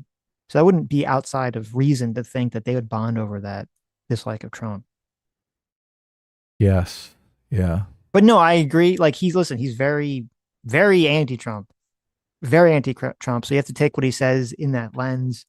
But he did have access to the Trump administration. So I don't think you can just dismiss the whole thing because of his bias. Well, I don't know what's on the recordings. I'm assuming the people have heard the recordings, or maybe he won't let them listen to them until they're under contract. Mm-hmm. I don't know. I would like to hear those recordings. I wish someone would buy them from him, because he evidently doesn't want to get. Is Ace coming on, or? Yeah, I sent him the link. I just sent it though. Did he say he was coming on? I mean, we were joking around in DMs. Oh, okay. I thought you sent to him like 10 minutes ago. We're just stalling for time to like. No, I just sent it to him. Oh, okay. We were doing our story. What are you talking about? Okay. He said you should get a Discord. He said we should get a Discord server, and I told him no. That's Discord is demonic. Yes. Fair and Practical Progress for 2 Aussie bucks says Kamala exit. Quote, new generation of leadership slogan. Yes. Oh yeah. Exactly. New generation of get the boot. Right. Alex asks for $5 says, listening to you guys through an external speaker today while I do housework. Now my house is shaking rather than my phone when Adam speaks. Okay. Can you hear us? Ace. Hello. We should reread that one once. I guess we're having technical difficulties. I heard you for a second there, Ace. Alex said that he was listening to us through a speaker. Can you guys hear me? We can hear you, yes. Can you hear us? Hear us? Question mark. We can hear you. Oh, are you putting that in the chat? That's a good idea. Oh, is there an echo? Okay. Alex can you hear said that he was listening to us through a speaker. Can you guys hear me? Yeah, we can. You gotta turn off your. I can't hear you guys for some reason. Can you hear us? Oh my god, this is gonna kill me. Okay, why is everything like muted? Oh, man, this sucks. Sorry about all these technical difficulties. Can you hear us now? Okay, Ace, you have to go to your little audio I do not settings. know how to use Zoom. Okay. So I feel What like a that's boomer. Can you mute Look him? at this. He's completely boomering out already. Can you mute him for a second so I can Are just you guys talk? like mute on my end or something? Can you No, mute this him, is Adam? this is hilarious. This is awful. It's not awful. It's funny. You need to lighten up, Sitch. You need Oh to my learn God. to roll with it. Okay. Nobody cares. Ace, check your audio settings. There you go. And click the Wait, out okay, button. now I can actually hear you guys. Oh my god, thank you. Okay, There you my go. bad. And I don't hear any echoing either, so that's a good thing. Okay, yeah, I made sure that I had like good audio and everything on my end. Oh, it sounds like 10 times better now, too. Must have the Yeah. right mic set up. Yeah, I wanted to make sure that I had like good audio and stuff because I hate the idea of like coming onto the show and like kind of being like a sped or something. Because on a serious note, I do actually really like the show and I actually like do respect both of you guys. I know like Adam, I'm super critical of him about Trump and stuff, and we probably still disagree about Trump, but I am bummed out that I felt like I have like some sort of love-hate relationship with Adam. I actually really like and genuinely respect Adam. And the only reason I'm critical Far of him more about than Trump, Sitch, right? That's what you really want to say. no, I'm like an enlightened centrist. I'm like, that's why I like call myself Team my Enlightenment. God. I like both of you guys. He's trying to play. You can't both listen. You sides can't here. be upset that people perceive you having a love-hate relationship with Adam. I mean, you've brought that on yourself. That I'm willing to totally admit that. That Okay. is a fault on my end. Okay. That's why when I came on the show, I wanted to chill out and not have to talk about Trump, because one, we're gonna be talking about Trump for the next like 4 or so years. We got plenty of time to do that. I have like 2 interesting videos I think we could react to. One that is about like basically saying that the state like arresting men, beating women is basically like a type of fascism.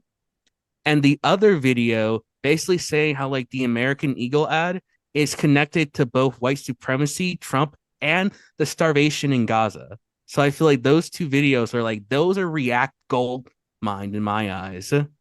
Well, I don't know if Adam has enough time to watch the I don't know what your schedule is, Adam. If you want enough time to watch the 30-minute video. I mean, I have a hard out at 3 p.m., but I think we should like interrogate this guy for a little bit. I mean, just you kind go of for it. get his background.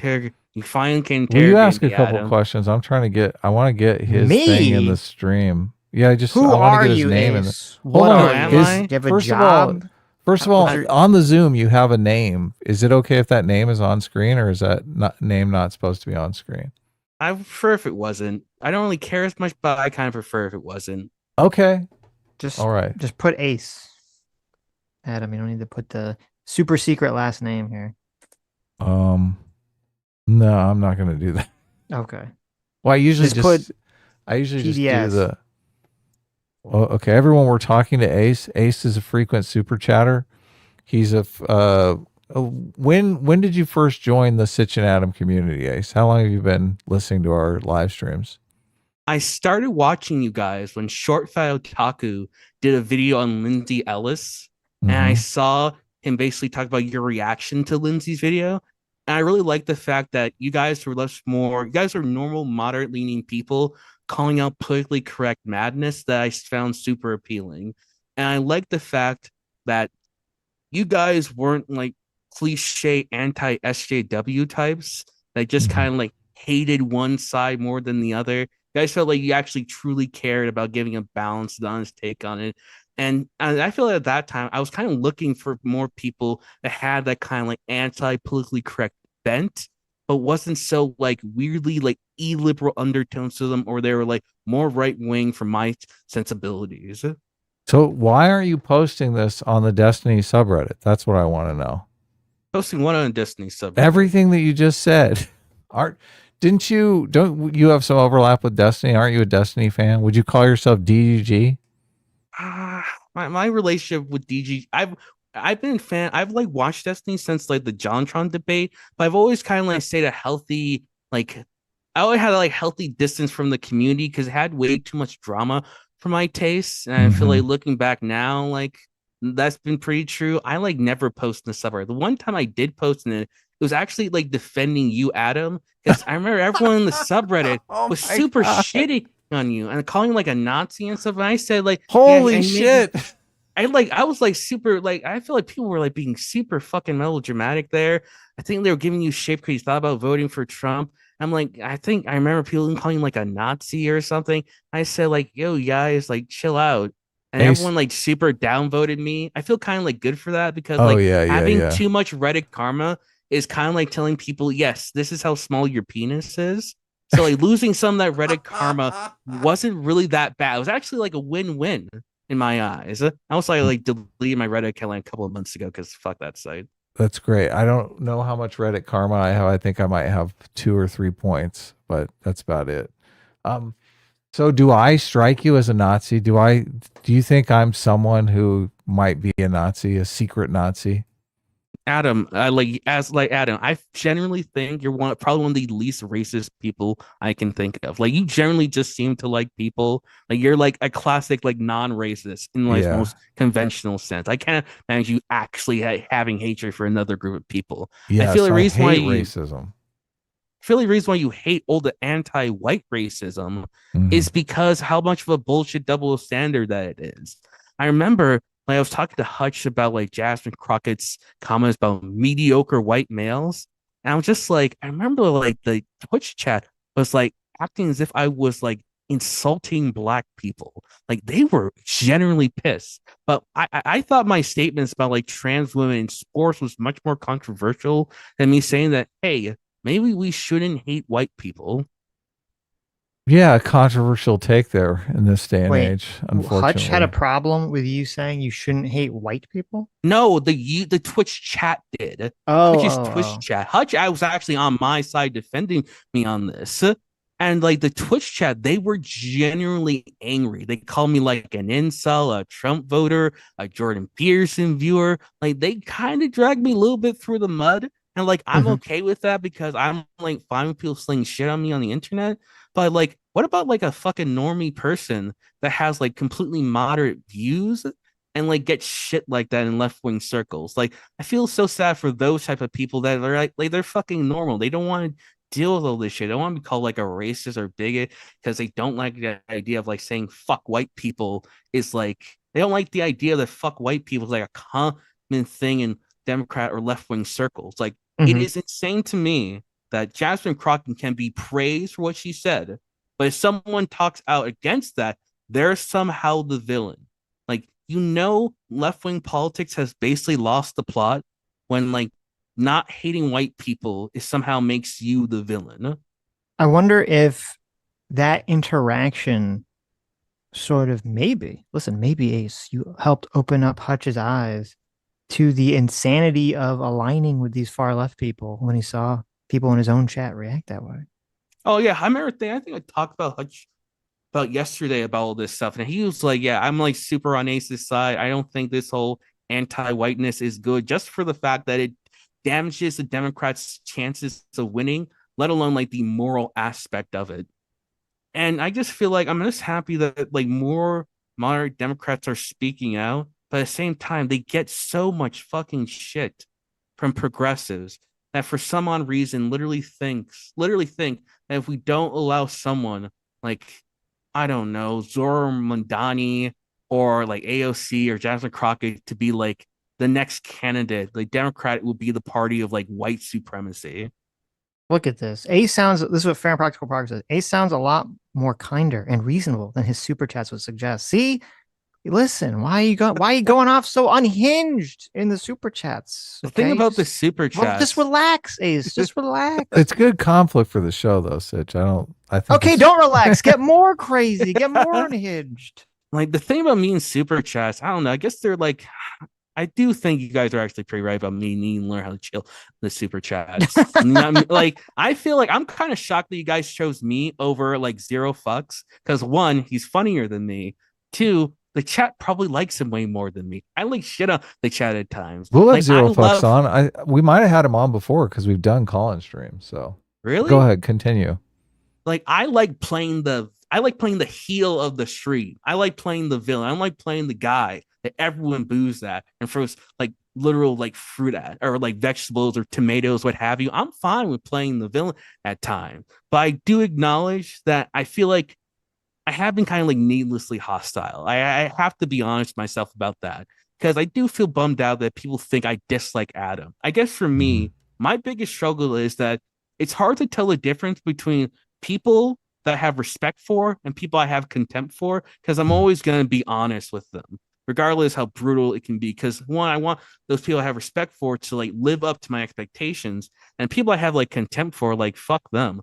Like the reason why I dislike FD signifier so much because like I'm black too, and like having to deal with guys like that that'll probably call me like quote a raccoon or have like fans send me like images of the raccoon. So like, can you not throw like racist slurs at me? Like, what the fuck? This is why I'm like no problem trolling that dude. Like, if you're gonna like be totally fine with racist slurs against other people, you kind of deserve it yourself. And I do actually think the dude is dumb as fuck. Like, he's like super pro abolishing prisons and getting rid of the police, which is just like, what the hell is that? See, I think Sitch pulls his punches with FD signifier But if Sitch was black, I think he would like go full, like full fucking tilt. he would lay in. See, I don't buy Sitch this. is a person like, of shadow. Hold on a though. second. I don't buy this pulling punches narrative. Okay, because FD comes on. Oh, okay. Hold on. FD comes on and he'll say, and I'll interrogate him and saying all sorts of crazy things, and we go through it, and then he'll say something crazy that I disagree with, and I'll say I disagree with it, and then he'll keep going into it, and I'll say, okay, let's move on to the next topic, and because I'm just trying to get him to say all the different things he believes, and people listen to it and they say, well, that's crazy. That's the goal.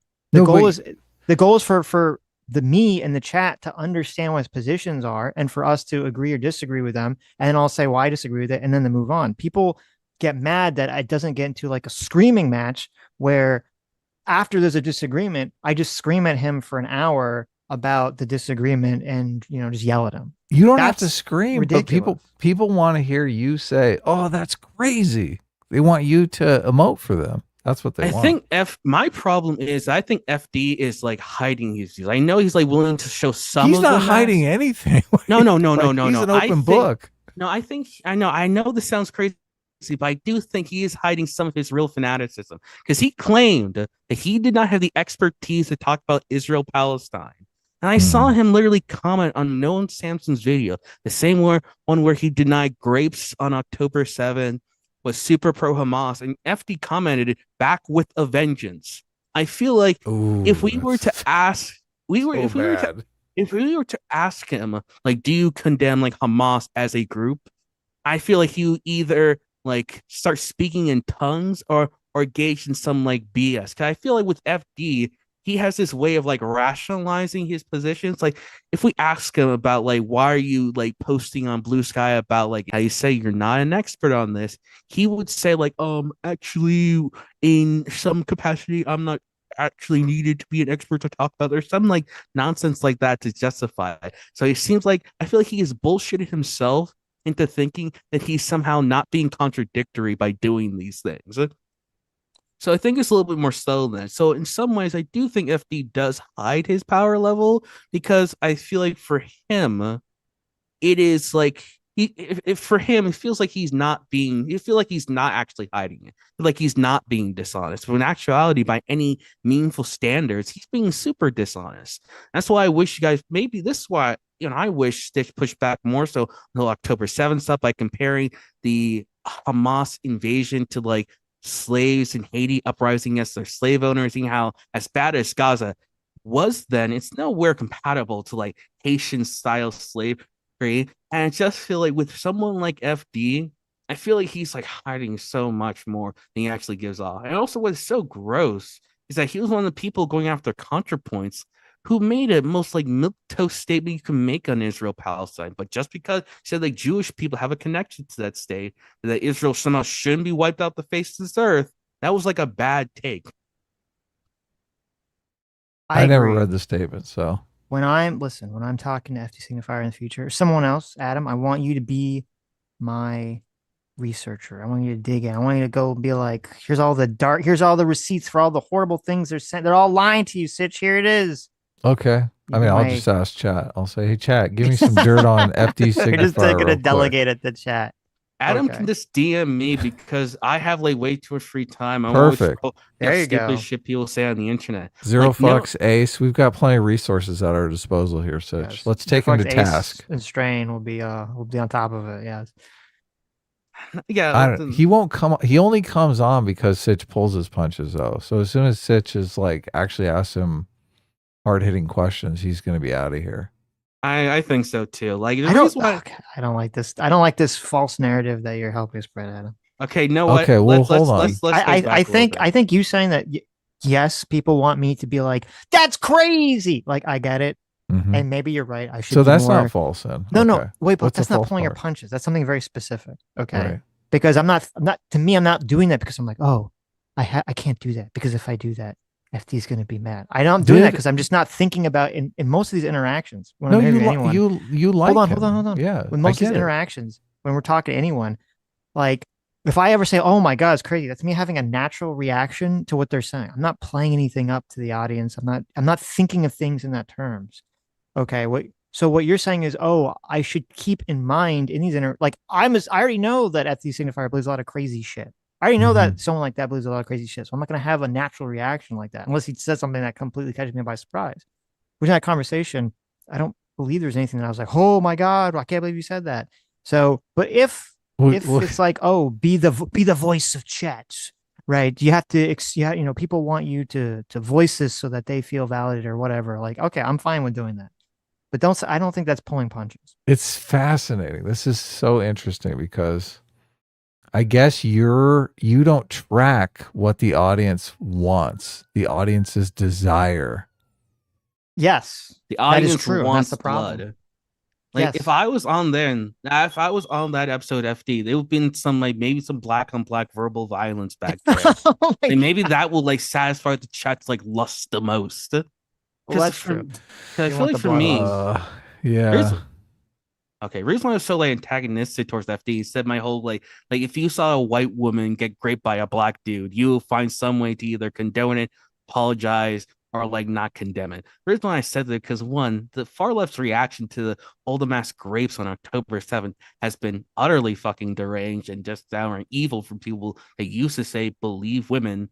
To how they reacted when Anna talked about being sexually assaulted by this homeless dude, saying that she's trying to demonize the homeless and black people, how the dude that sexually assaulted her was white, and and I feel like there's so many other examples with Jacob Blake. That dude was this piece of shit criminal that the cops literally dude was the Hulk, and the cops literally tried to put tons of bullets in it and couldn't stop him from almost kidnapping these kids. The people on the left literally try to treat this dude as if he's some sort of martyr, Joe Biden and Kamala Harris visited the dude just because he was a black dude shot by the cops. And then I remember that one nurse surrounded by all these other kid guys and stuff. The lady was white and all those guys were black. And I feel like the left has this weird blind spot that black guys can do no wrong. And it's coming down to literally a black dude can slap a white woman on the ass. And they're literally saying that's him fighting against white supremacy or something. Yes. Well, I think if I recall correctly, what came out in that conversation was that he did say that he was against, it was kind of interesting. He said he was against sexual assault for any reason, but didn't want to say, if I recall correctly, didn't want to say he was necessarily against the violence that occurred on October 7th. Dude, that's that's actually that's what he said. I think it was something to that effect. And I do remember pointing that out, and we did have a conversation about that, which was very an unusual position to have. But dude, that's such bullshit. This is what I'm talking about. I don't literally think FD per se can actually look at a white woman getting raped by a black guy and not condemn it. I think for the most part, but I do think these people will find some way to apologize for anything a fucking brown skinned person does, and it's weirdly super racist. Can you just treat brown people like we treat any white person? This bigotry of low expectation is kind of insulting just in general, and kind of as a black dude that is actually has actually been a well-behaved civil member of society and stuff.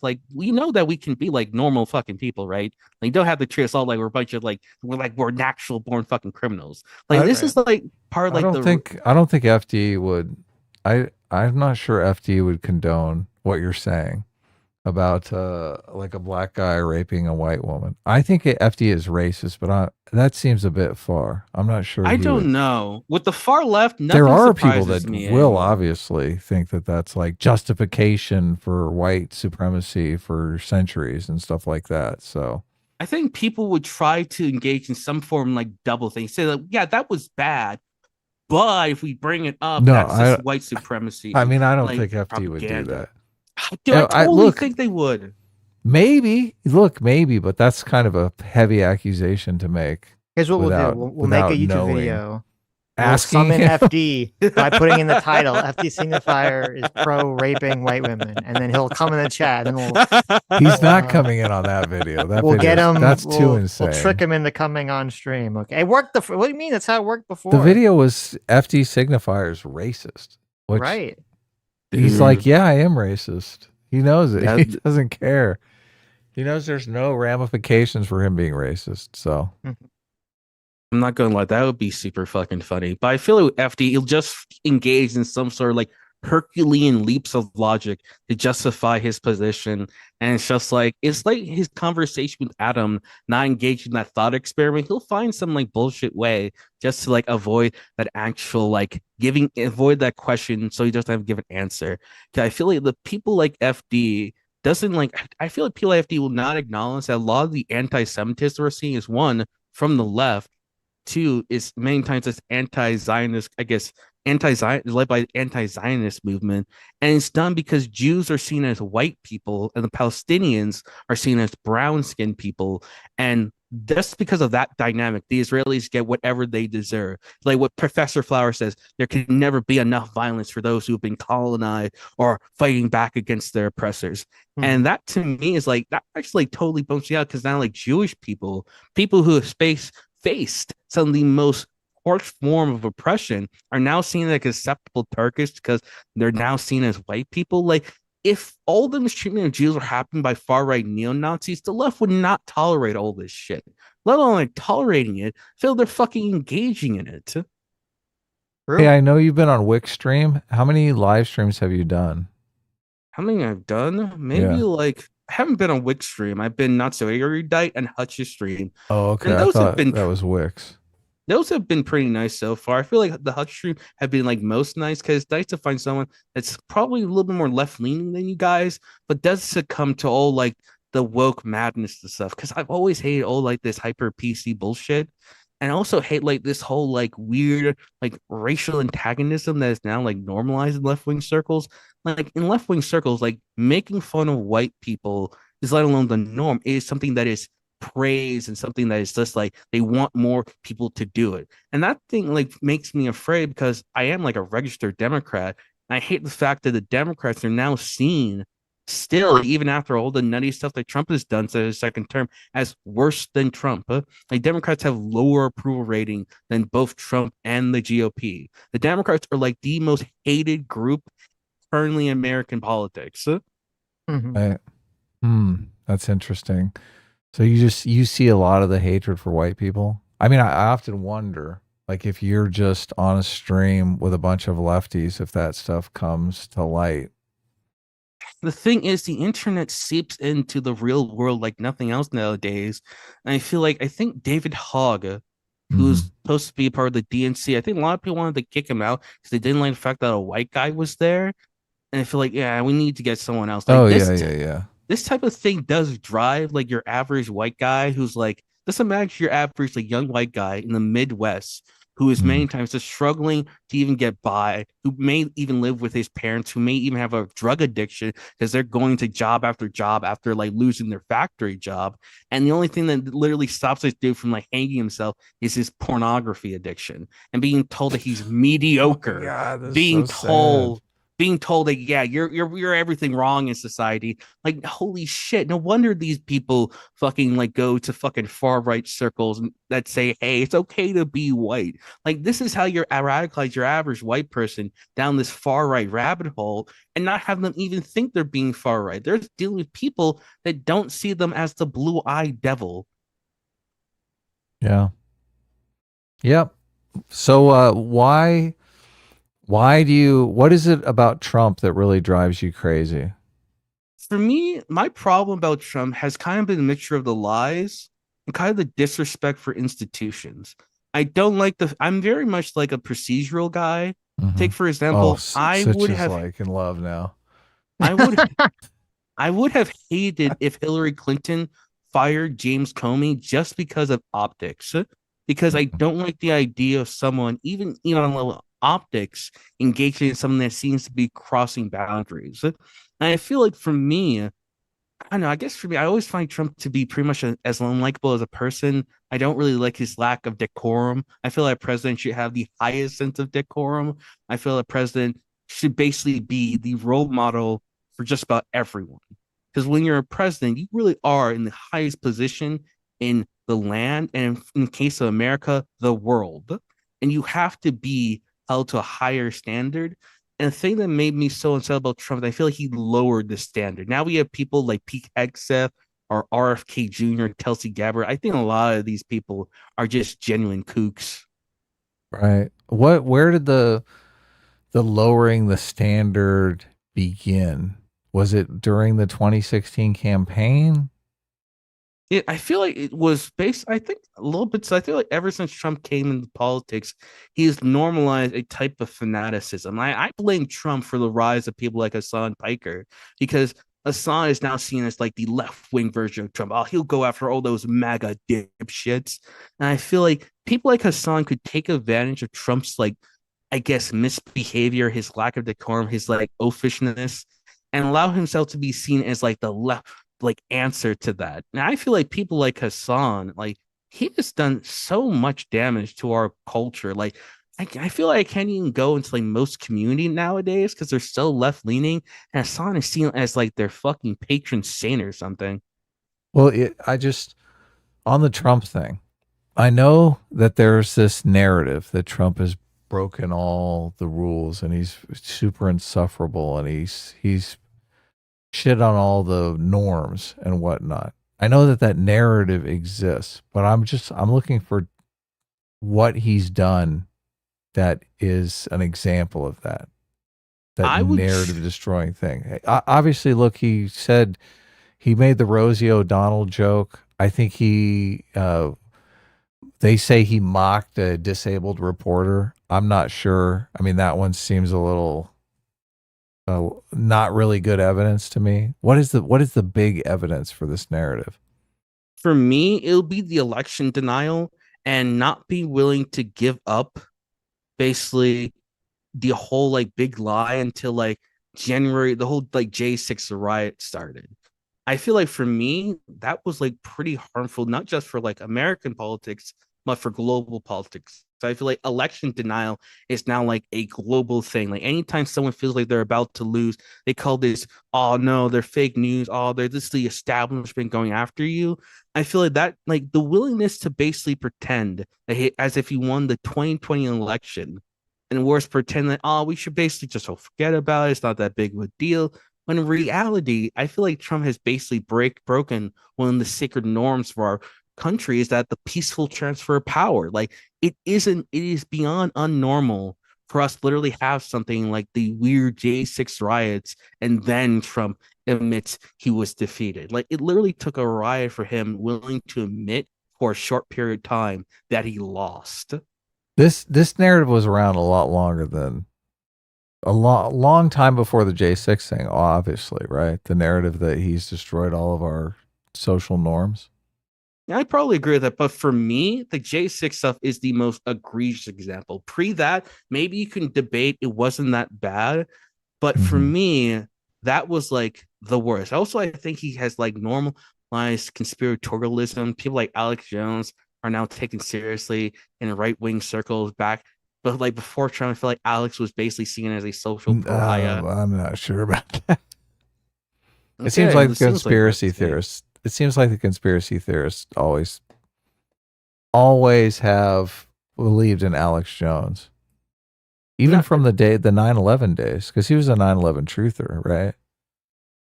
I'm talking more so about like the GOP. I feel like now in the GOP, it's just normalized to have someone like Alex Jones be like a acceptable figure in like right-wing media. Back in the day, it used to be guys just like Ben Shapiro or maybe Billy Crystal. They used to be seen as like the top dogs in right-wing media. Now it's people like David Smith, Alex Jones, and what else? People like Cat Turd, lives of TikTok, like Jacob, whatever his last name or something.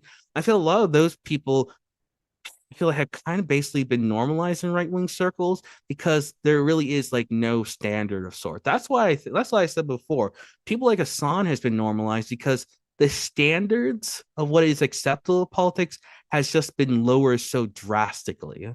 Well, I'm conflicted on the source of this, though. That's why I'm interested, because I remember Trump coming into office and kind of trying to be presidential. And the pushback really was from the media, who were constantly disrespecting him and not treating him presidentially at all. Like, if they're going to treat him like a buffoon, isn't he justified in responding in kind? I mean, what really can you do at that stage? Okay, I feel like I don't know. I feel this is kind of like hard because I feel like I have to like go back during Trump's first term and remember all the things he did that I feel like the media was right to be critical of him. I remember like during his first term, he was talking about wanting to jail Hillary Clinton. And I remember so many people at Israel say, lock her up, lock her up. And there's just this fetishistic desire for During Trump. the campaign, yes, but I'm not sure that continued after the campaign. I don't know. And I feel look, like Sitch constantly brings up that he talked to his AG about bringing charges against Hillary Clinton, but the AG told him no, so he basically came out and said he had to move on. But I don't remember those clips. I only know it secondhand from Sitch. Sitch, was that like a big I don't story? think Trump ever said he had to move on. He publicly declared on Fox News multiple times right before the election that the AG should be going after Biden and Obama and Clinton and putting them in jail. I don't think Trump ever conceded. Was that in 2016? Yeah. Okay. After he won the election, he was saying, go after these people. Before, I'm sorry, not 2016. This was in 2020. This is before the 2020 election. Right before, like months before the 2020 election, he was saying that they should be throwing Biden and these people in jail. So the sitting president, it was calling for the former vice president who's running against him to be thrown in jail by his own attorney general on Fox News. And the fact that people have just become so desensitized of Trump saying crazy shit, like it wasn't a major story. They're just like, oh, Trump's just saying crazy shit. Yeah, well, like, it's insane. I mean, I'm trying to get to the providence of this narrative. I know that the narrative exists. I'm not sure that the media hasn't manufactured the narrative and Trump gave into the narrative, right? I'm not sure about that. Well, the narrative that Trump has destroyed all of our norms, yeah. All of our civil norms, right? Like he's definitely destroyed a lot of them. I mean, we literally it would have been so before Trump, people don't follow politics that much. Before Trump, it was a scandal if the president would direct the attorney general to do anything or direct the FBI, the head of the FBI to do anything. That there's supposed to be a clear division between the president and those people. Mm-hmm. And now Pam Bondi and Cash Patel just do whatever Trump wants, and no one bats an eye. Obviously, look, we're in uncharted territory now. Yes, I'm talking about the history of this developing situation. Yes, exactly. Oh, okay. Well, I mean, it wasn't so bad in his first term. I mean, it's so bad that's why he asked Comey to drop the investigation into what's his name? I forget the guy. The Russiagate stuff. Yeah. It wasn't just Russiagate. It was specifically into the guy that was working for Trump. But anyway, and then when Comey said like, no, I'm not going to drop an investigation just because the president tells me to do it, that's when he fired Comey. Right. Which is, that's like an insane scandal that would have really tarnished any other president's reputation. But, no one cares anymore about the president not having massive, power to just dictate all these things anymore, even if it's for their own personal interest. Well, I would have to go back and look at it. Look at the situation. And really, it's impossible to see the entire cultural zeitgeist from being one person. I think we talked about this before. I think it had to do, and I think maybe it was about the New York Times panel that had like Kelly Conway and that one woman from the Bulwark. And I think I remember Adam saying that maybe Trump started something like, I'm not sure, maybe Trump was starting like something like birtherism because he didn't like the way he was treated. I think I remember fact-checking that Trump was one of the premier like birtherisms, aka Obama was born in Kenya back in like 2012. I feel like Trump has always had like this type of, I guess, penchant for conspiratorialism. And I feel like the birtherism is a good point of origin. Because the birtherism was long before any of this stuff. Yeah, I feel like Trump has always kind of have like a penchant for just being way too much of a wild card. And I feel like the problem that I always had with Trump is that if he was 1/10 as bad, he would seem worse. I feel like because Trump does so much so fast that everyone kind of has like this memory hole experience where like you kind of just like forget that ever happened and we just move on to the next thing. And yeah, I can imagine there being times where maybe Trump misspoke, like the whole like two people, the whole like fine people thing, where I feel like Trump, if you look at his whole quotes, they're kind of like a lot of nuance to that. I understand being upset about things like that, but at the same time, when Trump is literally like on the campaign, normalize the idea that we can basically jail our political opponents. I feel like that's something is pretty nice. I think even during Trump's first term, a U.S. general didn't want to do things, didn't want to abide by his orders, and I feel like Trump tweeted out something like guys like that would have been executed back in the day. And I feel like that type of behavior, if people don't do as he says, he literally tries to lambast them and literally tries to make sure their life is like a living hell for the foreseeable future. Yeah, he's known for that. In his second term, it seemed that the media gave him the kind of respect a president deserves. He came in, he's won a second term, and it does seem like the media was a little gave him more deference, more respect, and I think that made a big difference. I didn't see any of that in the first term. I didn't see the media give him any respect at all in the first term as a president. So when you're talking about, and look, it's kind of we're kind of interrogating who's responsible here. And a lot of people think obviously Trump is responsible. Trump destroyed all of the narratives, all of the civility with the birtherism stuff and those kinds of things when he came into office in his first term, and the media he didn't earn any respect. He didn't deserve any respect, and the media beat him up, and that's what he got. Or you can think Trump obviously was saying and doing radical things to get elected. And then when he came into office, he tried to be presidential, but the media wasn't having it. And the constant media disrespect that he was getting, and disrespect from his own party, kind of turned him into this "I'm going to destroy everything" mentality. And I feel there's so many things I can like respond to. I feel like number one, I don't kind of like this idea that Trump was basically like radicalized by everyone being so mean to him. Like as the president, I feel like you kind of have to like buck up and be above it. Like some of the things that people point out about Biden having too much of an ego about his age, or Biden being upset that they feel like people didn't appreciate him as much. I feel like if a president acts like that, that's just kind of being a crybaby. I feel like as a president, you need to have thicker skin. And if people are going to say mean things about you or smear you, prove them wrong and rise above it. And another thing for me, I remember Trump, even during like his first term, doing some nutty stuff, trying to basically economically blackmail Zelensky into like giving him dirt on Joe Biden, getting impeached for that. The whole like denying the election thing until the very end. I feel like I can remember much of Trump's early days because I feel that has been so long ago. And I feel like there's been so many other things that he has done. And even how I think the media at the beginning of his second term showed him more respect, because I think that maybe they're hoping Trump would be better, or that they're just kind of tired of constantly demonizing the man.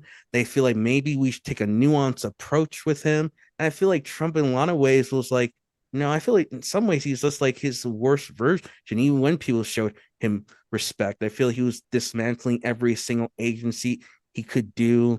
He was still engaging and gets a type of pettiness talking about like Biden or Obama. I felt like during his second term, he was still just as petty and as you can find. I remember the whole like Zelensky scandal where J.D. Vance was basically able to egg Trump, basically get Trump to say that you're going to cause World War III. You don't have the cards right here.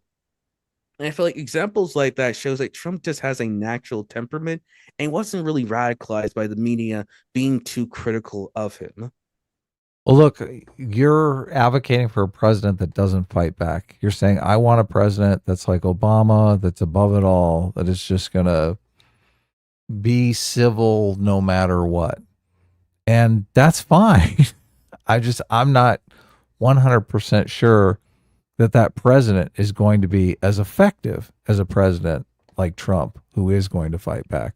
And I do think I think Elon Musk was more instrumental in the dismantling all the institutions, and people in government wanted to fight back against Elon Musk. And ultimately, I think Trump won for the not dismantling. We'll see how things shake out. Obviously, I think things are still being worked out with all the cuts and whatnot. What has actually been dismantled and what institutions will remain. I don't know. I feel like for me, I feel like it's just more so than just like being above it all, like George W. Jr. and stuff like that. How much people demonized him during like the whole like Iraq War invasion, people throwing shoes at him, people calling him like a Nazi, calling him Hitler. I feel like the president has to deal with people like hating him for no other reason that he's the president. The president has to deal with the fact that people just kind of want to put a bull inside of him, and he has to act in a way that isn't so unbecoming. I feel like the problem for me is that this is the divide. This is totally the divide, because I do think people care more about the substance. They care more about what are actual policy achievements are being made than this performative stuff. I don't really see it as performative, and even then, on the policy level, I remember the big beautiful bill, and many times he talks about cutting Medicaid and it many times increasing our deficit. I feel like Trump's policies so far have been for. He said he didn't like the cuts.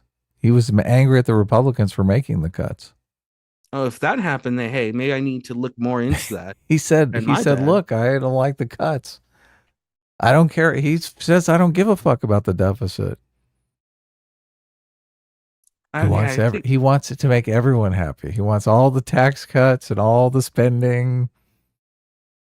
It's great. Okay. I feel, take for example, his whole immigration policy. I think we remember during Trump's first term, there was a lot of this talk about like separating families. Then during his second term, I feel like he was like deporting so many people. And I felt like he, in my opinion, went too far. I felt like he was going after students. I feel we remembered this with Adam Conroy on Tim Pool talk about Trump basically going after a student because they have a milk toast take on Israel. Trump specifically went after them, or someone in his administration went after him? No, I feel like it was specifically people like Trump. I feel like maybe I have to look into this. Maybe after this I'll look more into it, and actually I'm wrong. I need to correct the record. But I remember Trump basically being totally fine with this young girl that wore the hijab, basically being harassed and temporarily arrested by ICE and not be able to get out until like public outcry became too loud. And I feel like examples like that is like Trump doing some like really fucky wucky shit. And I feel like people are rightfully upset about, like the whole thing I brought about him trying to bribe Ukraine, find dirt on Joe Biden. Like he was totally rightfully impeached for that. That to me is the type of behavior that Trump's engaged in that I can remember on top of my head being bad. Maybe I need to look back more so about all the things Trump did, because I can't remember as much about his first term as I do the second one, because I feel like it's been so long since like his first term. But the second term, Sitch debated our entire audience that Trump should be impeached the first time around over the Ukraine investigation stuff, the phone call shit. Personally, for me, if you're like bribing another president to get blackmail for you, yeah, you kind of deserve to get impeached. Look, Sitch 100% agrees with you and debated our entire audience on this, which was great. What about you, Adam? What do you think about it? I moderated the debate. Now, I want to hear your opinion on Trump, the whole Zelensky phone call stuff. What do you think of it? Well, I mean, I agree with Sitch in the fact that it's bad, And there are all kinds of things like that that you can point to with Trump that are bad. They're terrible. But at the same time, I mean, I'm more of a pragmatist, and the kind of personality type that will do things like this might also get us wins in areas that the kind of personality type like Obama or Clinton or Hillary Clinton or Bill Clinton or Joe Biden is not going to get us these wins. So you kind of are forced to take the good with the bad, right? I'm not sure. Maybe I have to like look more so into Trump's like second term, because I feel like, well, like what wins have we had? I feel like with him and his whole tariff policy, it kind of seems like a meme. It feels like it's straining all of our relationships. I feel like the economy's turning up. The economy's doing better. I mean, I think they should lower interest rates, so I'm fully in favor of him beating up Powell. And I do think Powell is keeping interest rates high when he shouldn't because he's mad at Trump. So, look, I would like the kind of personality that's going to go in there and get things done and make things happen that are going to be good for the American people. I would like that. And also, I would like a president that's above it all, like Obama. But I'm not sure you can get that combination in one person. I think you either get a fighter, the kind of person that's going to see the rules as flexible, but really is going to go in there just with the ultimate goal of making things happen, or you're going to get someone who's locked into procedure, and if that procedure prevents us from making any tangible progress, then we're just fucked. We got to live with that. I don't know. I'd rather take the risk upon someone being much more calm and collective than being the fighter. I feel like I'm not a big fan of all like Trump's like really egregious behavior. Like the whole Ukraine Zelensky thing. Look, like, to me, I know. Pissed about that. Completely pissed me off. That's enough for me to say that, yeah, that's inexcusable. And that basically is like, in terms of like being the president, that's something that we just can't accept. Because I feel like that's impractical to allow that type of behavior to basically be seen as acceptable. I feel like that type of behavior, like that has to not be something that is remotely acceptable for the president to engage in that level of corruption. Well, I mean, I guess you're talking about the first term with Zelensky. I thought you were actually talking about the Oval Office. No, I'm talking about the first term with him. Basically, Zelensky backed him up and all that too. Like, and then he treated him like shit in the Oval Office, which I'm not in favor of at all. So Zelensky has no choice because his country just might be totally consumed by Russia. This is a man who's back against the wall. Of course he's going to do that. I don't hate Zelensky, a man who's desperate, doing desperate things. I don't like Trump, like, one, taking advantage of a man in a desperate situation, and two, doing it to go after his political enemies. If someone like Biden, who I voted for, did this, I would feel disgraceful for ever siding with the man. I would think it'd be completely inexcusable. I feel like, to me, like, there are certain lines that a president does. The moment he does it, you just can't. There's basically has to be this type of like incredibly high bar for the president. That the moment he does this, the moment he should basically just resign. Like with Richard Nixon and Watergate. If that was Trump during Watergate, he wouldn't give a shit. Basically say, yeah, suck my dick from the back if he was Nixon during that time. And the only reason I think Nixon was willing to resign, because back in those days, America wasn't so utterly divided to the point that basically if one of your guys is going to be corrupt, they're not going to give a shit because how deep the partisan divide is. So for me, I think it should be the norm that if a president does something truly disgraceful, he should basically just lay his head in shame and be willing to bite the bullet. Nixon, in a lot of ways, did something pretty decent and smart by just being willing to resign. Yeah, I don't know how. Well, obviously it depends upon the thing, right? If the crime is literally murdering somebody or something like that, obviously we're in a completely different realm. I don't think Trump has murdered anyone, right? Murdered anyone in cold blood.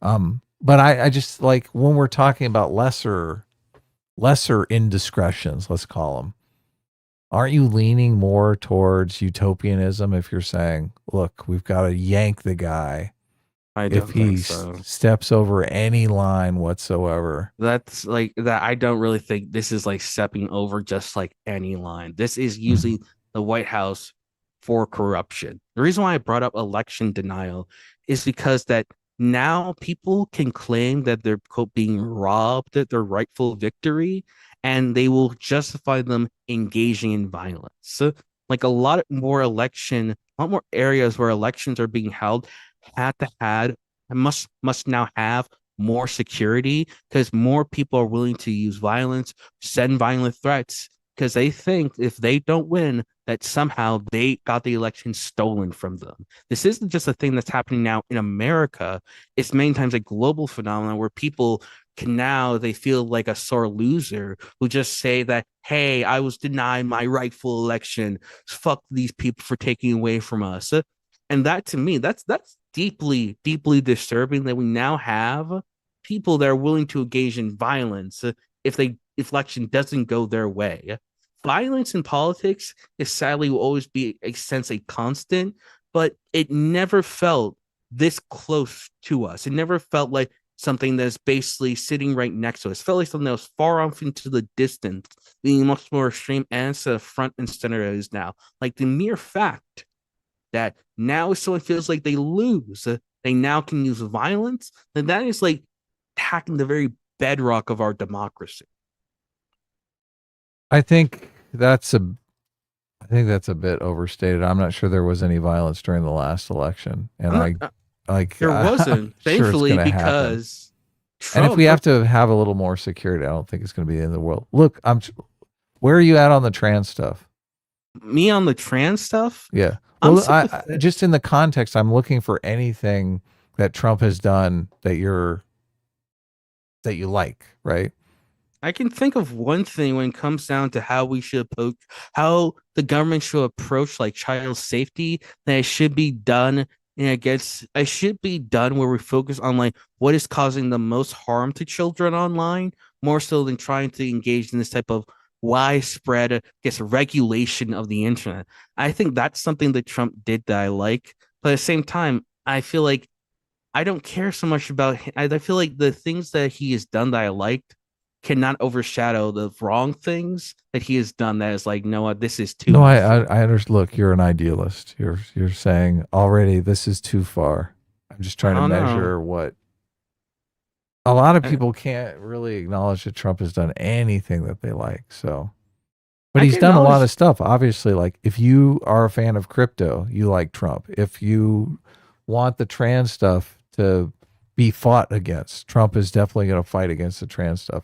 Immigration, if immigration is something that's important to you, Trump is fighting harder than anyone on immigration.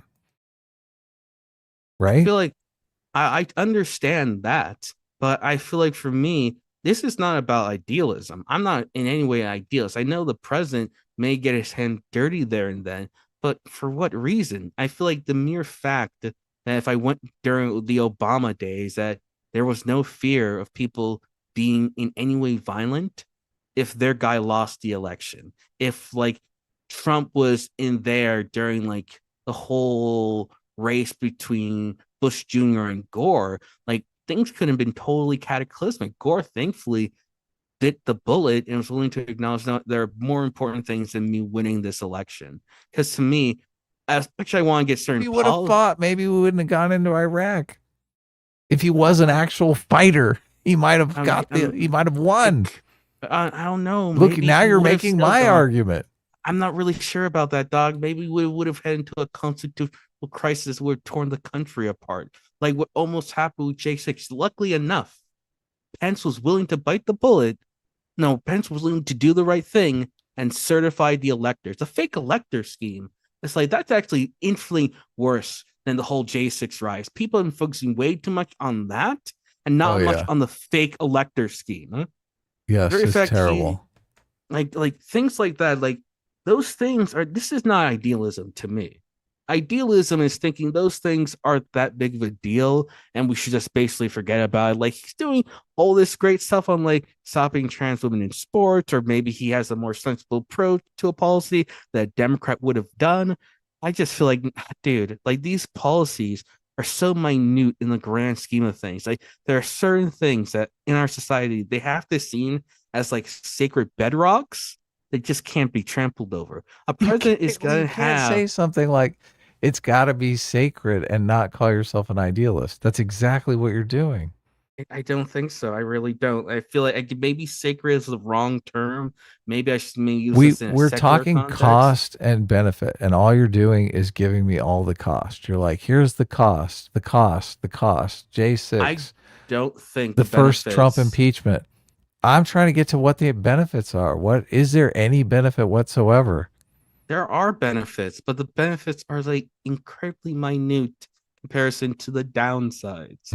I feel like that's the divide between us. I just do not see these things. What is one benefit? What is the biggest benefit? Biggest benefit with Trump? Yes. Not really. I see what he's doing now in Gaza. I think it's actually pretty awful. He's letting another cost. He's like, the cost. Yeah, because the costs are like insanely heavy. They're incredibly costly. Well, look, if there are zero benefits, and obviously it's all costs. So I get that. I feel like there functionally is zero benefits because how steep the cost is. But the executive orders against trans women in sports and declaring men and women in a biological category, all that stuff is like, I care about those who things. cares? But if I had to choose between that and not having people in Gaza starve, yeah, dude, I'd rather have that. If I had to choose between, because you're at where you're at though. Like if you're a parent and you're worried about your kid coming home with a fake trans diagnosis, then you're probably more worried about your kid than you're worried about the starving children in Gaza. And you're like, Trump's my man.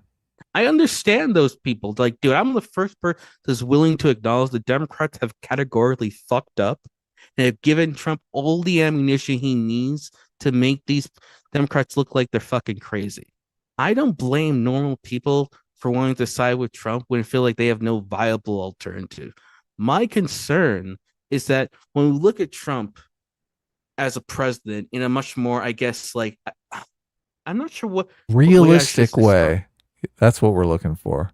Yeah, I feel like just it's a very not realistic. we want a very realistic terms, very pragmatic terms. We want to think this is what we're getting with this instrument. I don't know. I feel like for me, my terms are like these things were the norm pre-Trump. I feel like that I'm not engaging in a type of idealism. I'm just wanting us to go back to a norm where I felt like our president didn't act in such egregious ways. Because we have to be honest, the fake elector scheme, if Trump was allowing that to happen, and if someone like J.D. Vance was his VP instead and would have gone with the fake elector scheme, where would our country be right now?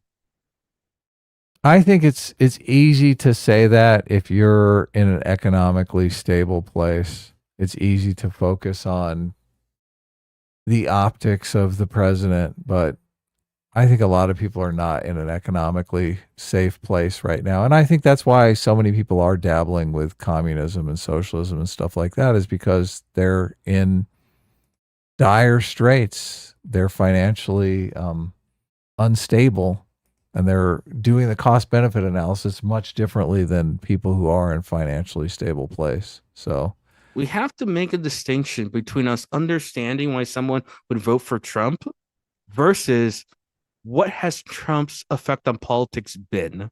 Those are categorically two separate things. You can understand what his effects on the economy have been, because those are that's another component as well. I kind of feel like politics and the economy are like basically the same thing in my book. No. Okay, that's not okay. remotely.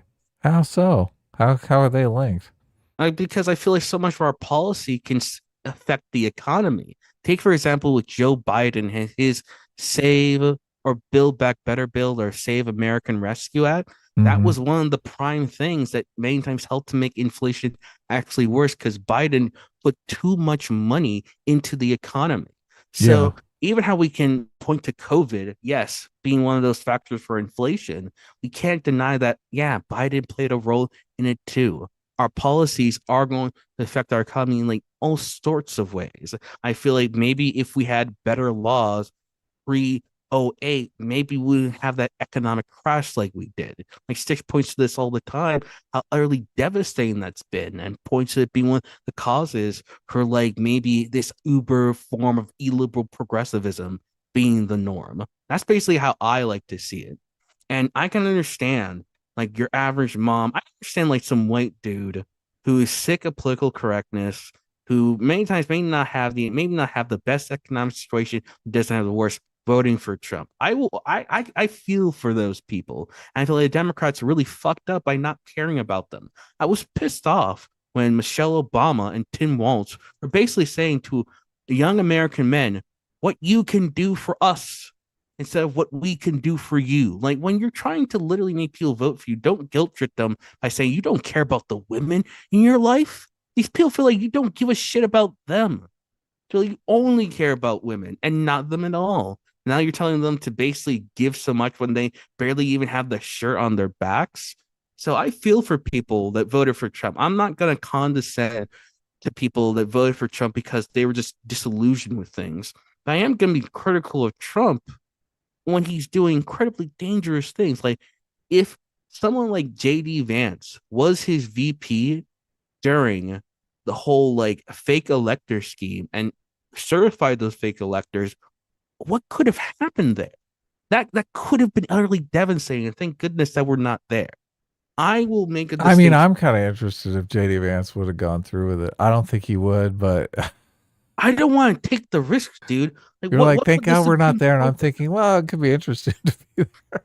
Hey, dude, yeah, you can have your like weird America. You can have like your weird, like the purge fantasy where America is tearing itself apart or something. I want to avoid that shit as much as we can. Like, I'm so happy that someone like Kamala Harris was willing to say, hey, I lost the election. And I feel like she has a right to boast about that comparison to Trump. I feel like she absolutely has the right to boast about that because it is utterly gross and disgraceful that Trump could not admit that he lost. And it just feel like it's part of the personality type. I feel the personality type is incredibly too risky in all sorts of ways. I feel like his policy with Ukraine has been all over the place. Has been like the next moment he's shitting on Ukraine, or he's siding with Ukraine, or maybe he's more sympathetic to Putin, or maybe he's willing to work with the European allies, or maybe he says like fuck those Euro cucks, they can deal with themselves, that's their war. And I feel like we have to have that type of behavior where you're basically schizophrenic, incredibly important foreign policy issue, like. That is like so unacceptable. I'd rather have Biden. Like I'd rather have like Sleepy Joe or Weekend at Bernie's, basically, aka Biden's presidency, than have to deal with someone that is so incredibly schizophrenic on an incredibly important issue. Like to me, Ukraine is like the most important issue of our day and age. Like to me, if I knew Trump had a better policy on Ukraine than Kamala, I would have voted for Trump. I'm not sure where we're at with Ukraine. Last I heard, we were trying to still send them aid, and Trump was in favor of sending them aid. I think someone in Congress cut off the aid momentarily, and Trump got pissed at them. So yeah, I remember. I think Trump has been reined in on Ukraine. I feel like the reason why, because finally people have been able to explain to him that Putin is playing you like a fiddle. Remember during his whole talk with like Zelensky that me and Putin have been like through a lot together. And so later we went for that phony fake witch hunt together. Like, dude, why are you talking like Putin is like your BFF? Like he's like your bro that you like got through hell and high water with. I feel like stuff like that makes people really uncomfortable. I like for me, it's like Trump's personality type. I'd rather have senile old Joe than have like a very unhinged personality type like Trump. Senile old Joe seems like he'll just do the basic politician thing. Well, Trump, I'm not sure what he's going to do. Would you take Trump's personality type, though? Nothing changes about his personality type. Nothing changes about January 6th. None of the first Trump impeachment changes. All that is exactly the same. The birtherism, the detestable birtherism. But Trump actually improves the quality of life for the middle class and lifts 50% of people who are in poverty right now out of poverty. Would that be sufficient enough? Would you take the hit for all of the stylistic stuff if he could tangibly improve people's lives that much. Well, I don't just think it's stylistic choices. I feel like doing something like fake elector scheme, like that is not just style. Look, answer the question. I just like I have to like really think about it first. Oh my god! Oh my god! I'm not like because to me, I'm not just thinking about his like maybe I misunderstood your question. You're basically saying rip those 50% of people who are still in poverty now, because Ace is like, nah, Trump is just too bad. Like, are you saying that like Trump has like all his stylistic problems, but he didn't do something like the fake elector scheme and he lifted people out of poverty? No. He did the fake elector scheme, but he did tangibly improve the economic status of the working class and lifted 50% of the people in poverty. He lifted 50% of the people who are in poverty now out of poverty. I feel like I don't want to take like a risk, us almost like having a constitutional crisis where the country may just legitimately split itself apart. I feel like the fake elector scene could have been so much worse if Pence has satisfied them. Oh my God. If you're still gonna throw Trump under the bus, even though we have the hindsight of knowing that the fake elector scheme didn't tear the country apart, that's crazy.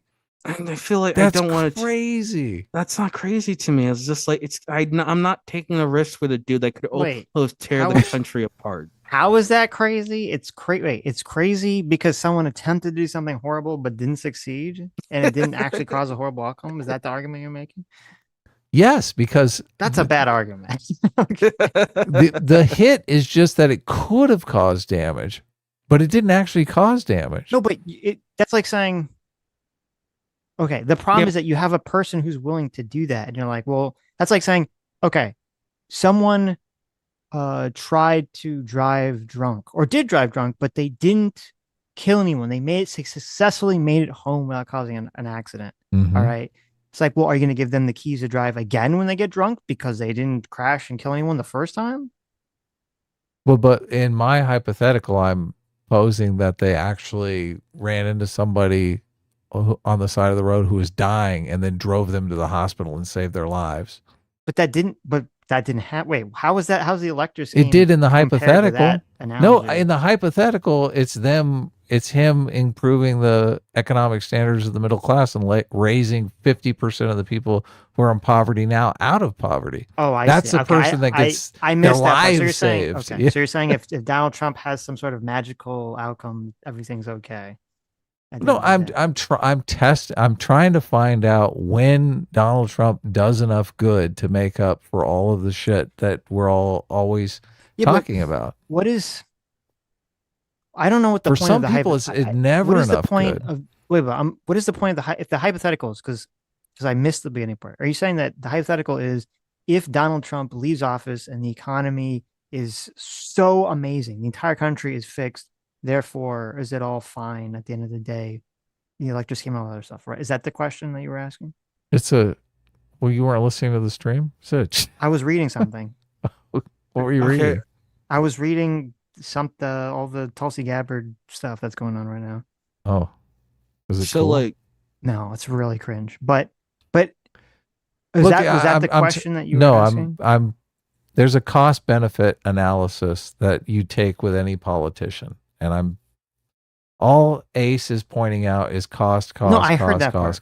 I heard that part. Right. But I guess, and I don't know. So let me know. When do the benefits outweigh the cost? That's what I'm saying. I don't think you can have an analysis where you're like, okay, there could be some hypothetical where AOC becomes president and through some sort of weird circumstances, she leaves the presidency and the country ends up better off, at the end of the day, economically. Mm-hmm. It's like, okay, well, you can look back in time and say, okay, well, I guess it was a good thing that she ended up becoming president.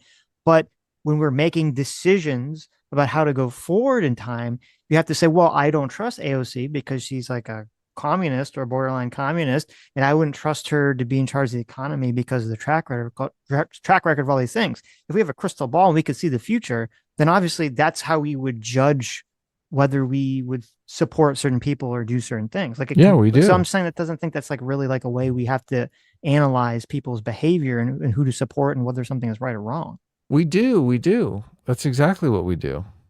Yes.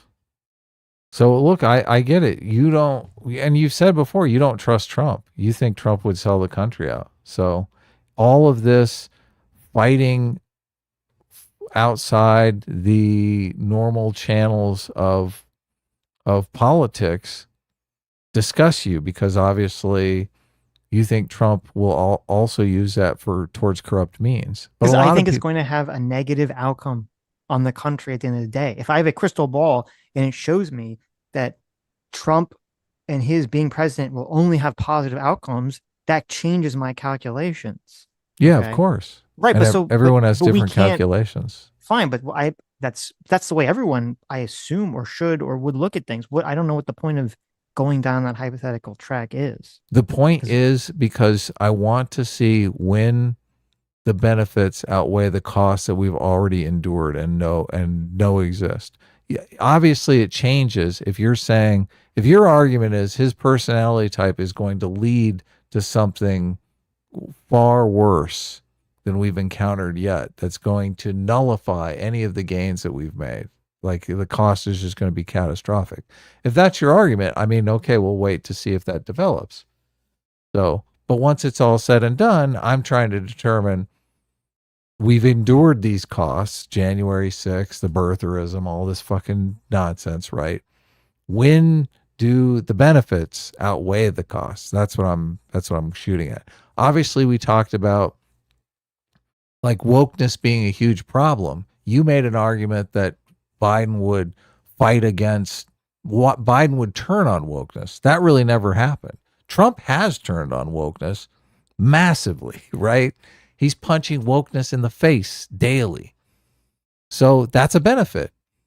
Right. So to be clear, I never said Biden would turn on wokeness. I said the woke people would turn on Biden, and that would force the media to attack woke, which sort of happened, but only happened after Kamala lost the election.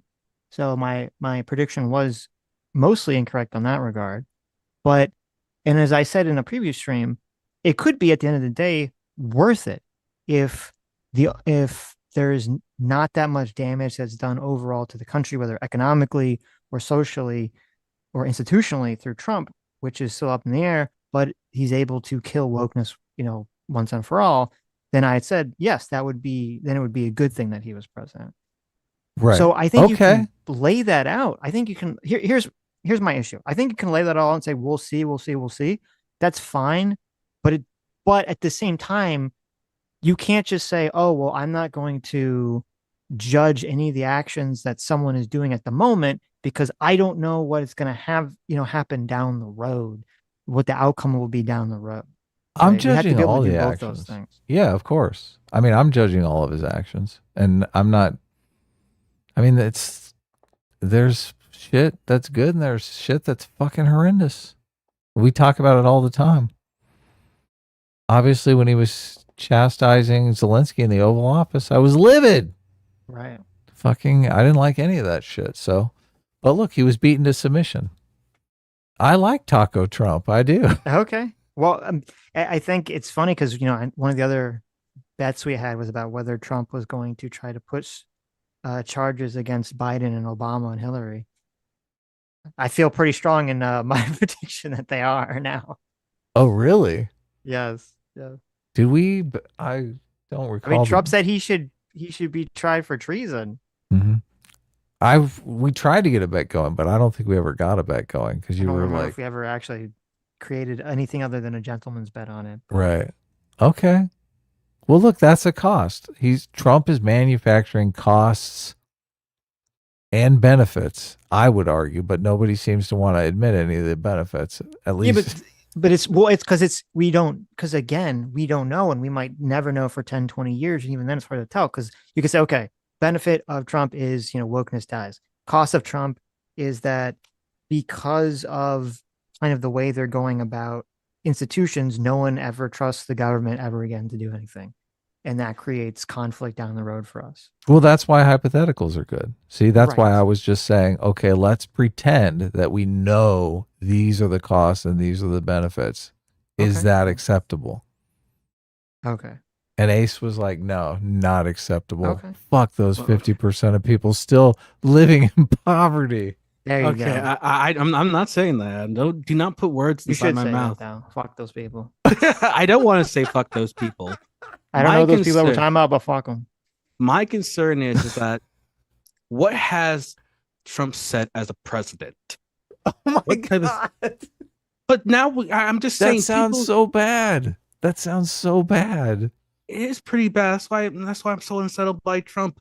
Now someone can try to like do the fake elector scheme, and maybe they could get away with it. You're like, all these people are living under a bridge. But what did Trump say?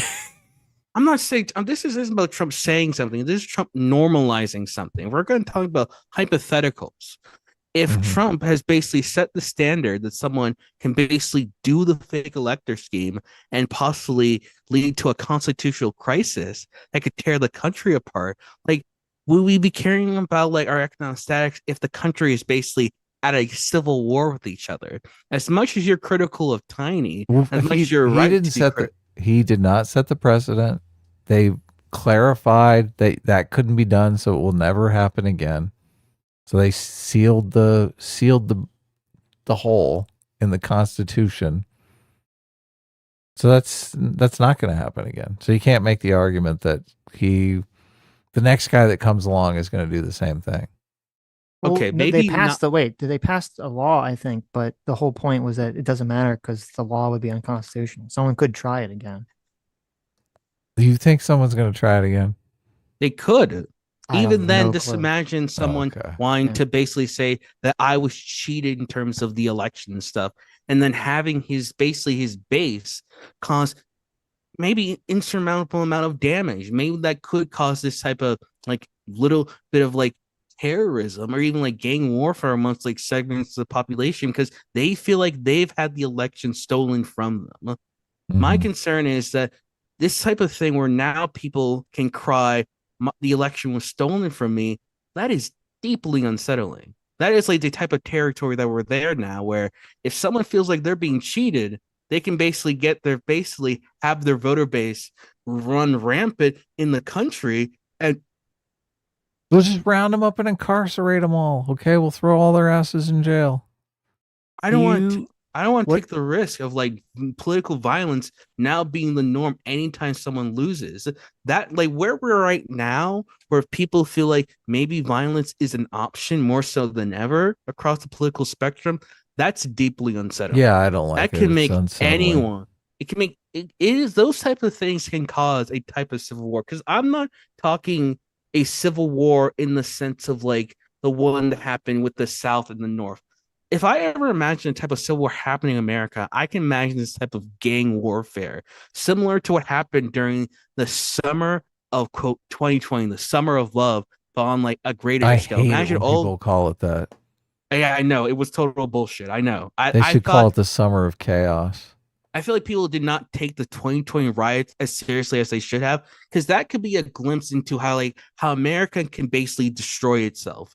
Let's imagine the rioting during 2020, but way worse. Imagine as many Trump supporters or as any group of people that felt like the election was denied to them, basically them becoming these armed militias of sorts. Like we saw in basically like Chaz with all like those gangsters having those guns. But now it's basically happening all over the country because so many people are pissed that so many people were pissed that the election was stolen from them. If that kind of thing happens now, though, you're happy Trump is president because he's just going to throw all those people in jail. I don't know. Maybe he'll do it what he did with the older J6 people. Those basically my guys. Should I really be arresting them? He basically allowed all those people from J6 to basically allow all of them basically go off scot-free for what they did. I feel like nowadays someone was willing to defend their own. The summer of chaos people, the riots, the Black Lives Matter riots were way more damaging and more people died than the J6 stuff.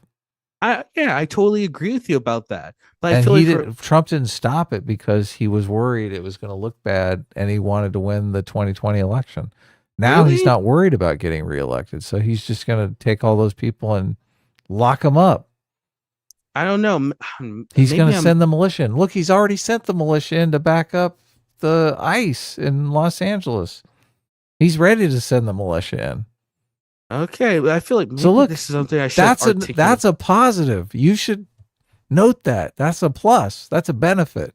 I guess for me, is it a benefit enough to make up for the January 6th stuff? Probably not. But my concern is that the guy that comes after Trump, be it JD Vance or even a Democrat, anyone can now say the election was stolen from me, and they can have some number of their voters basically turn into a violent mob that won't be satisfied until their guy is certified as the winner.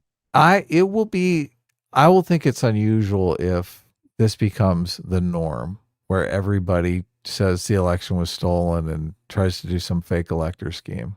It seems like Trump is kind of an aberration. I don't think people are going to do a fake elector scheme. I don't think they need to do that. I think they just need to say that the election was stolen from them. Do you think JD Vance will do that? Absolutely. I think JD Vance would totally do that. I feel like JD Really? Vance, yes, Okay. I do think so. I think JD Vance has a completely different temperament than Trump. And look, that temperament might not be good enough to get him elected, but I don't think he would do such a thing. I don't think he has a temperament for it. I feel like if JD Vance is willing to say that Trump won the 2020 election, he would totally try to make sure that if he felt like JD Vance has never said that Trump won the 2020 election. Okay, let me look that up. He uses the rigged terminology that a lot of them do, and what they're throwing in things like, oh, the media bearing the Hunter Biden story. So they're saying if the media hadn't done all these shenanigans, more votes would have gone to Trump, or more people would have stayed home. But he's never made the claim that there was any kind of voter suppression or anything like that, or that votes were changed, or any of the claims that Trump has made about the 2020 election. JD Vance has never made. Okay, I'm looking this up right now about Go JD ahead, look it Vance. up. Ask one of the AIs just to make it faster. I don't care. Okay. I'll just spell it out to you. But anyway, I had one other thing I wanted to ask you about. So you said moderate a bunch, and I like the idea of moderation. I think people should be moderate, conservative in their behavior. But it sounds so lame. How do we make how do we make moderate cool? Because obviously, like Hasan and those people have a huge advantage over us because breaking things and being revolutionary. I mean, that's sexier and far more enticing. Everyone loves the bad boys. You underestimate how many people are attractive to moderation. Maybe because you guys don't do the conventional thing that boosts your, maybe because you guys don't play enough to the algorithm. You guys couldn't see, if you guys played more to the algorithm, I think you guys could get way more views. Because I think how do we do that? Go give us some advice. I don't know, how do YouTubers usually play to the algorithm? What is popular politically? What are the type of things that will draw more people to your channel? I feel like maybe if you guys did that, you guys would see that there is this underbelly of normal people that stay out of online politics because they think it's a toxic shit show. If those people had that moderate alternative, they would be super drawn to that person. A lot of normal people stay the fuck out of online politics is seen as too toxic. That's one of the things I found frustrating about Destiny and its whole firefighter joke, let alone was in bad taste, let alone they had some violent undertones to it.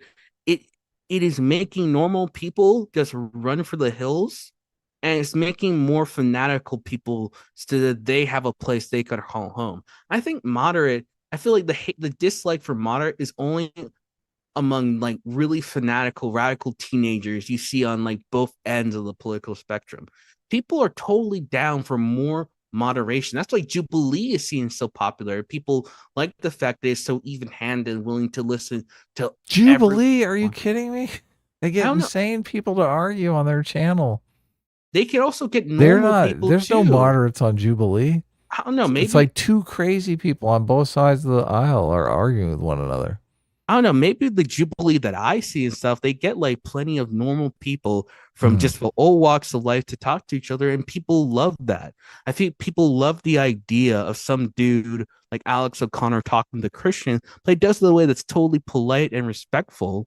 And I think a lot more people want those style conversations.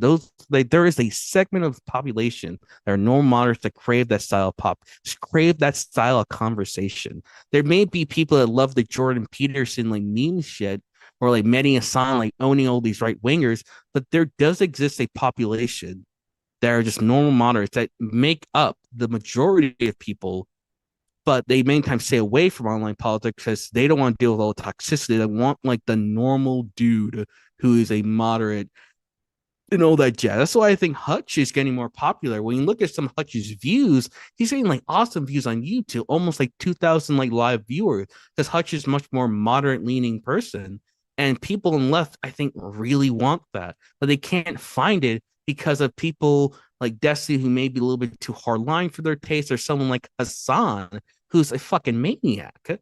So I feel like you guys are underestimating the appeal you guys could have if you like play to the algorithm. That's why I hear from other YouTubers. I'm just some like random who comments a lot on the internet. I hear like YouTubers, they play to the algorithm and then their channel can grow. That's all I'm saying. I think the audience, I think that audience that you articulate, I think we've monopolized. I think we have that audience. I think, and I do agree with you, that's the majority. I just don't think it's a majority on YouTube. I think a large portion of that audience is not on YouTube.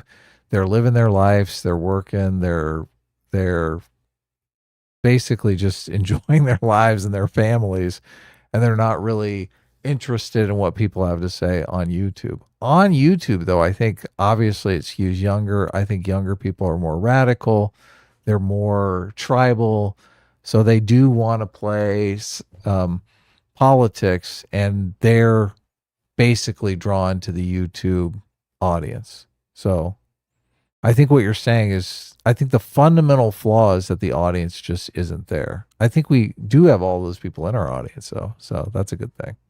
I'm not sure. I feel like there is a lot of people out there that maybe if you guys were willing to maybe have like bring back your shorts channel so more people can watch just segments of your show, instead of like the whole like 5-hour long podcast. I feel like if more people had more digestible Stitch and Adam, they'd be more drawn to watch.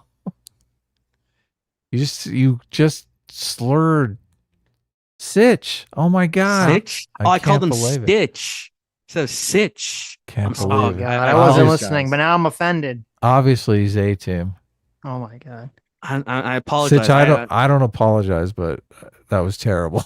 Okay. If you guys, a good sign of me being on 18, if I said Adam and Stitch, that would have been a good my sign god. being on 18. I will admit this. Adam and Sitch sounds more natural. It does. Fuck off. Everyone says that because it's true, Sitch. It feels more natural to say. And you read why people call They've got mind. Listen, this is all Disney propaganda. Everyone got mind fucked by Lilo and Stitch, and they just can't get it out of their brains. Totally. Yeah. Also, because your name really does look a lot like Stitch. And Adam, Stitch is like Lilo. like Atom, and Stitch. Well, this was a great show. I thank you for coming on, Ace. Okay. Is there any questions you want to ask Ace before we kick him off and finish the super chats? Yeah, if there's any supers for him, obviously that'd be great. I would like to be able to visit you guys again, and this time not really talk about Trump, but maybe just watch one of those videos I recommend. Cause I think that video about like why do feminists support prisons, that basically claim that like supporting a man getting arrested by the state when he's beating his significant other is fascism. That is fucking content gold. There's a hive mind of stupid fucking SJW videos that you could fucking farm the fuck out of. Like, these people are a special type of fucking stupid. Like, now they're like saying that the state not allowing men to beat women is fascism. Like, that is the fucking meme of the left-wing person that sees everything as fascism.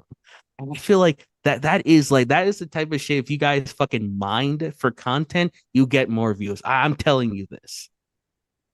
Well, you're Okay. welcome to come back on the show. Obviously, I thought this was a great conversation. So, what are the super chats? J-Mac, thanks so much, a Surrogate Father, for $20. Says playing the villain is cringe. Just be genuine to your convictions and contribute to the conversation. Ace, you're all right in my book. Look at that. There you go. I'm not so much I'm like playing the villain just to antagonize people. I know that my contrarian stance to the public is going to upset them and going to anger them, and I accept that.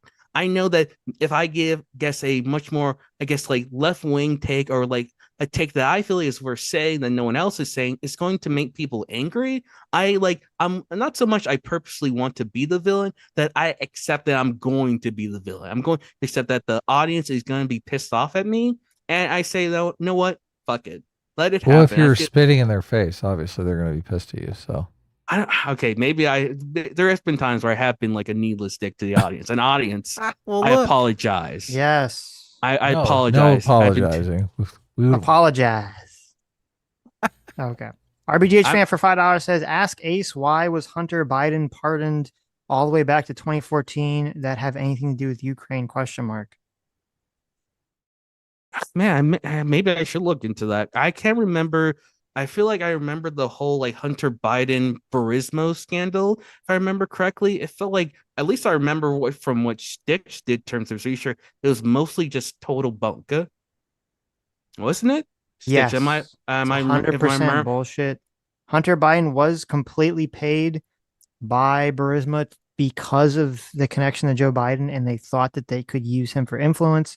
However, they found out that he had no fucking influence whatsoever. He could not even get the visa of the Burisma's president reinstated whatsoever. So the idea, especially the idea based on zero fucking evidence, that he got the attorney general of Ukraine fired is completely bullshit and laughable. But no one will, people that will believe that narrative will never accept that till their dying breath. So it doesn't matter. No, it is what it is. Okay. Any more questions for me? Let's see. No, I think that was it. I mean, there's some about the conversation, but directed at Adam. So. Okay. But anyway, but thanks for coming on, Ace. It was super nice talking to you guys. I know, like, I'm a fucking wild card in chat. I do that because you guys are so fucking cool. You let me do that. And I feel like, man, dog, I'm like, I need to chill out. Reason why I'm always like super good to you guys, or say I'm like a Stitch and Adam fan when I'm ever on anyone else's show, because I feel like you guys, I owe you guys. I feel like you guys are super fucking good to me. And anyone else, even if I gave them all the money in the world, would have fucking banned my ass. And understandably so. The very fact that you haven't. Like, hey, show you guys are fucking saints. There you go. Don't you forget it. I am on Team Enlightenment. I think I could be both S-class and 18 at the same time. I don't think I have to choose. That is a false dichotomy choice. Right. If you're truly enlightened, you would see it. It's a false dichotomy. All right. Thanks for coming on. Take care, man. Okay, you guys take care too. Super awesome. Have a good day, you guys. Later. All right. We got 45 minutes. Okay. Let's go through these. I don't know where we're at. We are at, do you want me to read them backwards? Sure, we can do that. Okay, Malik for $10. Malik for $10 says, if burying the laptop story is rigging the election, so is burying the Stormy Daniels story. Oh, that's interesting argument. Oh, yeah. He paid to bury that one, right? Right. Slate King it for was $10. rigged. Slate King for $10 says, is it Adam's position that Trump's likely to reduce poverty by 50%, make the hypothetical realistic? He is destroying the peaceful transfer of power, but Taylor Lorenz is arrested. There you go. That's realistic, right? Okay. Yeah. Look, if that's a hypothetical, then obviously the costs outweigh the benefits. So there you go. But I'm infinitely reasonable about this, right? What if Donald Trump destroys the peaceful transfer of power but gets Taylor Lorenz and Hasan arrested? See, maybe then I'll grant it to you. Okay. I mean, I thought I was assuming in the hypothetical Taylor Lorenz is being arrested on fake charges or flim flam. So, and I'm not in favor of that, obviously. It's worth it. It's difficult because it is Taylor Lorenz, right? Obviously, we want her to be arrested. So, same with Hasan, but We want to be arrested on real charges. Brian for $10 says, I don't think Trump will move forward with going after Obama. It's no mistake that his red meat came out as soon as many MAGA people started attacking Trump. I disagree. I disagree, but for the reason that you're saying. It's very clear that, I want to say it's very clear that a lot of this information is coming out now because they're trying to distract from Epstein. However, they've been working on this from the beginning. I don't think they could have generated this information that they're trying to drum up about Obama being the mastermind about the Russian investigation, all this stuff. I don't think they could have drummed it up that quickly. So I do think that this is evidence they've been working on this from the beginning, but they are releasing a lot of it pre-cooked because a lot of it is just raw information that doesn't really show the things they're showing, but they don't care. They'll just come out and they'll say, look what this shows. And everyone just assumes it does because no one's going to read the source material, or even the handful of people that do, they just interpret it the way they want to interpret it, which is what I was saying on X was the thing I was reading when you're talking to Ace. And it's just like, it's so wild to me how the narrative forms so quickly. Even if the information, if you look into the base information, it often says the exact opposite of whatever the claim is, but no one cares. So it's fine. We live in this world of disgusting propaganda.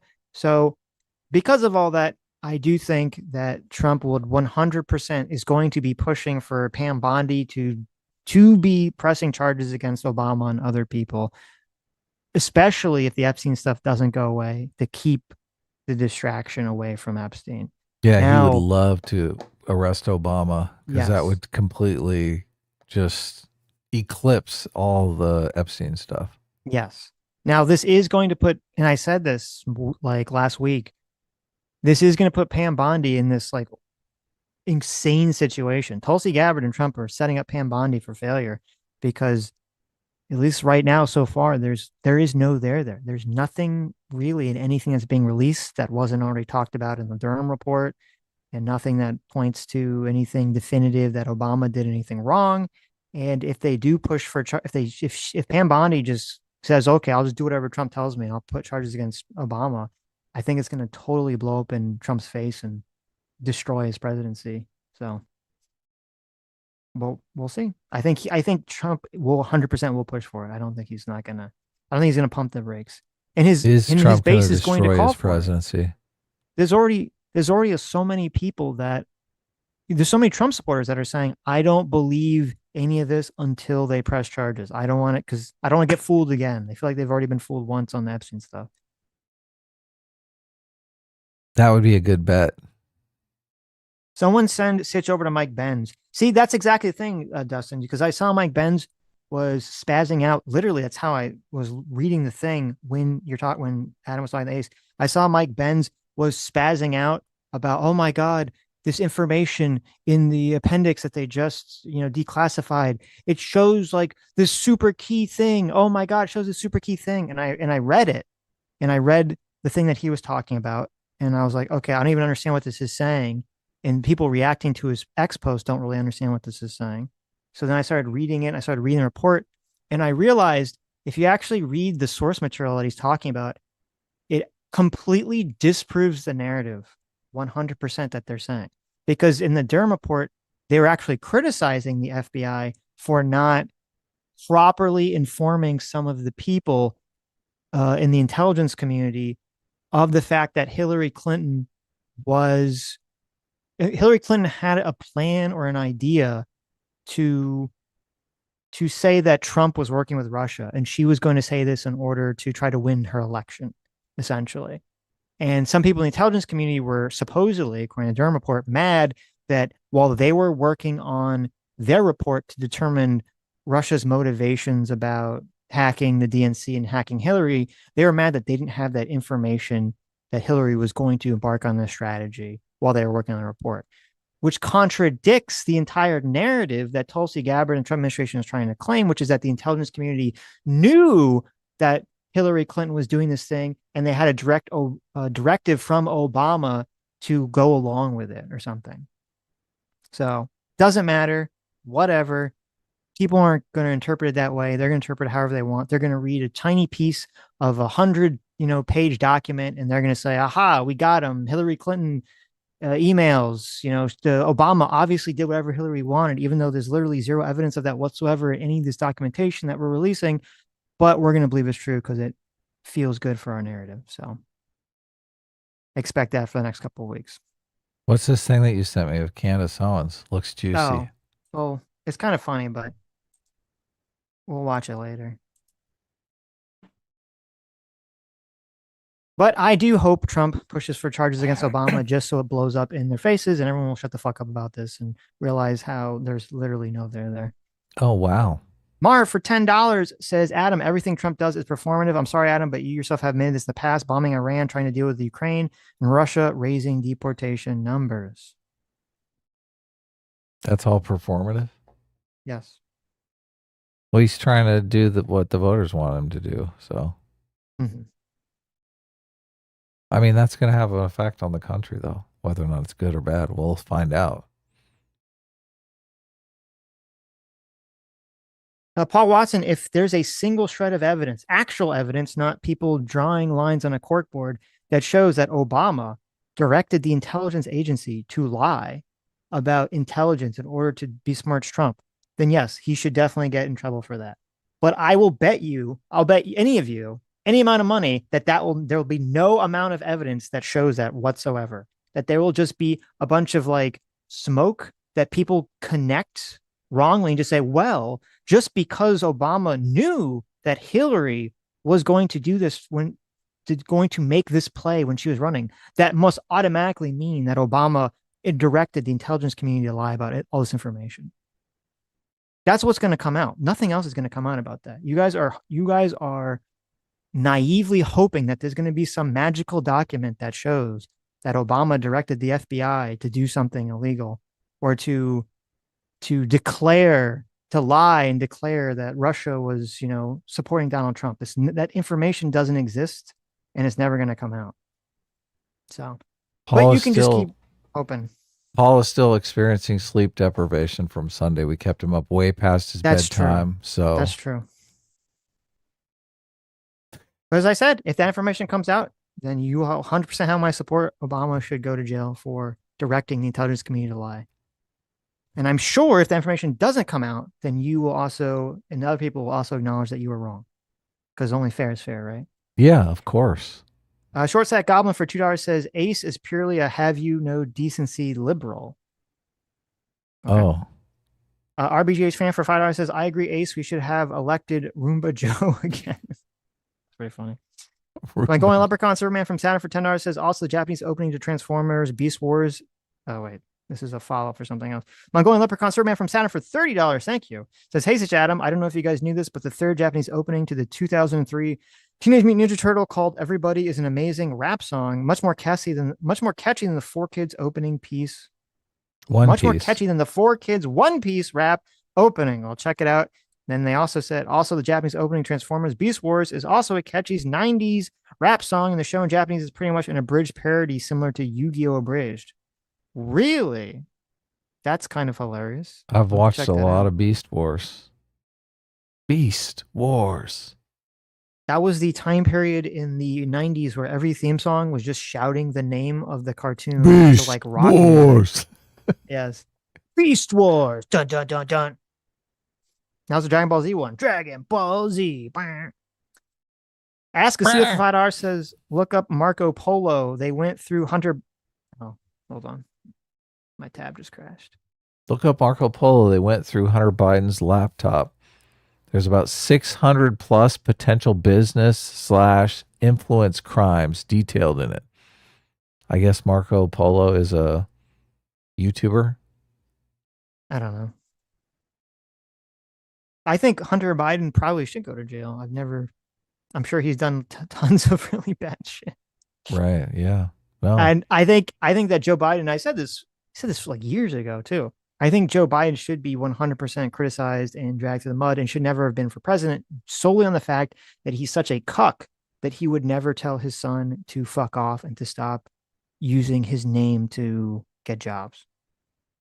We want to throw everyone in jail, even Trump, because then it will be fun to watch him govern the country from a jail cell. There you go. That's a compelling narrative. So right. They can all be on the same cell block. You have Hillary, you have Bill, you have Biden, Hunter Biden. It'd be like a soap opera. Orange is the new black, right? But Marco Polo is a project. They have Washington, a D.C. book. edition. Marco Polo is a project. They have a book you can download.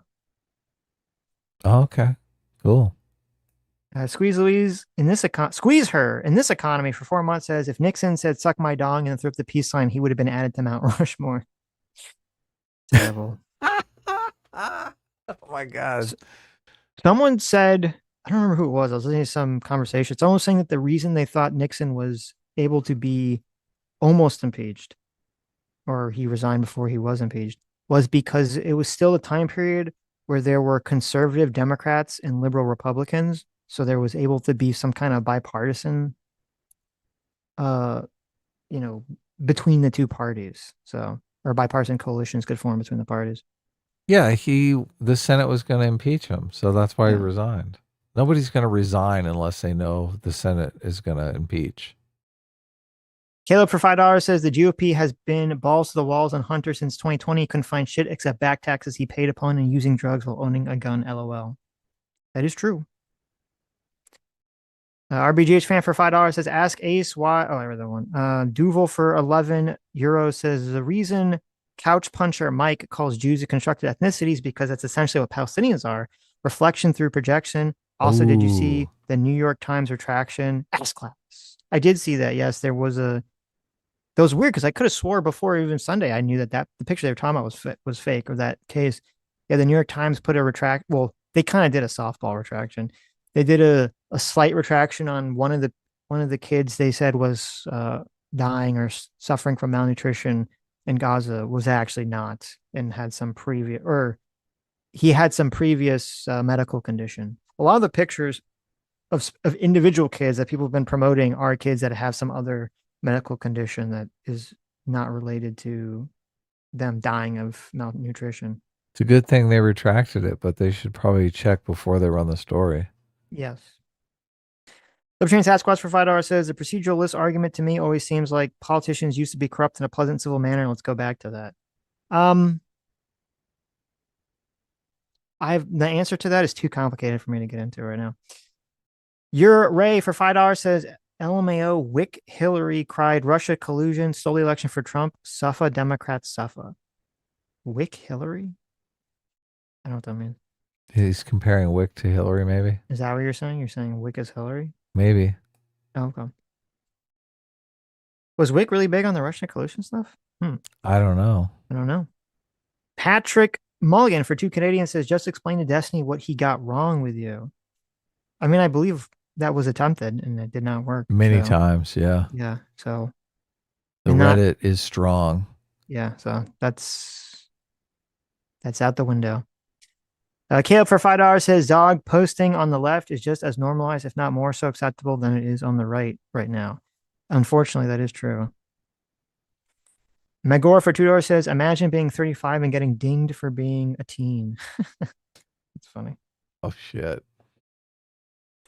WTF 1818 for $10 says, sent you guys a link to the No Kings 1 Million Rising, people sharing their strategy. I sent it to you on Twitter. Seems they're going into hiding and pulling a long march trick. Oh, nice. I'll check it out. Yeah. New content. Patrick Mulligan for 5 Canadians says, Destiny said a few months ago that he thinks Sitch is smart and would talk to you guys. Why would it be surprising that he uses your clips? Well, because he said that he wasn't going to and got super triggered. And he's got us both blocked on Twitter, and blocked both of us. And it was funny because then he unblocked me for like a very short period and then blocked me again. So Short Sack Goblin for $2 says Ace sounds like a Destiny simp big Redditor vibe. Wow. Hurtful. Very hurtful. Very hurtful. Okay. Let's see. Are there any Streamlabs? Well, it's going to be torture to wait till Sunday, but I guess I'm going to have to do it. Well, you can listen to it beforehand if you want. I listened to it already. Oh, okay. I think they even have a secondary stream that I might listen to. They do. They were all complaining and talking after Destiny left. Kind of funny. Holtznator for $2 says, I got into a big argument with my partner over the Sydney Sweeney thing. Literally caught them saying that she said skin color in the ad, but she did not. If you think from what they said, fascist is on the rise, so it's us versus them. Yeah, it's very interesting. Our minds play this trick on us. This definitely happened to me. It's happened to everyone, which is that you hear someone say something and you perceive it in a way and your brain fills in the gaps and like makes it more clear that's what they said. And then you go back and you listen to it and you realize like, oh, my brain played a trick on us or trick on me, and it inserted language that wasn't actually there. So we just have to be cautious. Solid for 2 says, how come neither of you believe Trump is a pedophile? You both know about his Epstein is great because he likes women on the younger side quote. How come you haven't looked into it? That's a pretty relevant piece of information. I mean, I have looked into it. I've seen no evidence that Trump was into underage girls. The only thing that I've ever seen that people bring up is there's that quote he made on the Howard Stern show about the Miss USA, the Miss Teen USA pageant, which, I mean, I think he's on the Howard Stern show. I think he's just kind of trying to be funny or something. I don't know if I wouldn't use that as evidence for being pedo. I do think that there seems to be a lot more evidence that Trump had a bizarre relationship with Epstein where they like share girlfriends and do stuff like that. But I haven't really seen anything to point me in the direction of Trump being a pedo. Which is also something that usually someone is like, if someone is like that, someone has that, because I think you're born like that generally. If someone has that, they don't usually stop. And so I think we would have a lot more people, a lot more things coming out if that was true, if Trump was really engaged in that behavior. Kind of like with Epstein. Like with Epstein, like with all these people, it's kind of like a ticking time bomb. It comes out eventually. So for Jar says, how do you respond to someone who accuses you of McCarthyism if you criticize communism? I mean, I don't know if there's a general answer I can give you to that. McCarthyism. I guess, yeah, because he was trying to round the commies up in Congress, right? Yeah. You say McCarthy had the right idea. Well, there's been this thing that I think is really stupid that some people on the right have been doing, where they're trying to rehabilitate McCarthy because he was anti-communist. And now we have a communist problem. The issue with McCarthy, if you're on the right and you don't like communism, you should actually spit on McCarthy's grave. McCarthy destroyed the entire country's ability to properly root out communism because he intentionally lied and intentionally created a bunch of witch hunts for communists that didn't exist and he had no evidence of existing whatsoever, just for his own selfish political purposes, that he cried wolf so hard for communists that when he got kind of exposed as being a liar and when he fell from grace, it made it so that whenever anyone talked about communism, exactly as I was talking about, you get hit with a McCarthy label. It's kind of, McCarthy's the same way as like how the woke would super cry about racism being everywhere. So if someone actually is racist, there's a lot of people that will just automatically not believe you because they cried wolf so hard about it. So McCarthy totally sucks shit. You should not rehabilitate him whatsoever. He destroyed America's ability to, he destroyed the immune system of America's ability to properly weed out communists because he cried wolf so hard and lied just for his own personal gain and such his own personal purposes. But that's the thing. People don't really know much about McCarthy nowadays anymore. They just know, oh, he didn't like communism, so he was based. And the movies. But, yes. But to respond to someone accusing you that I don't really have an answer to that. You'd have to tell that person to not be a fucking piece of shit and actually respond to your arguments instead of just calling you a bad name. Well, I guess the response would be, you're only saying that because you can't respond to what I'm actually saying. If you could respond to my actual arguments instead of calling me a name, you'd actually do it with some sort of facts or evidence or something. That's a great comeback. So that would be the general response. That's the move right there. Yeah.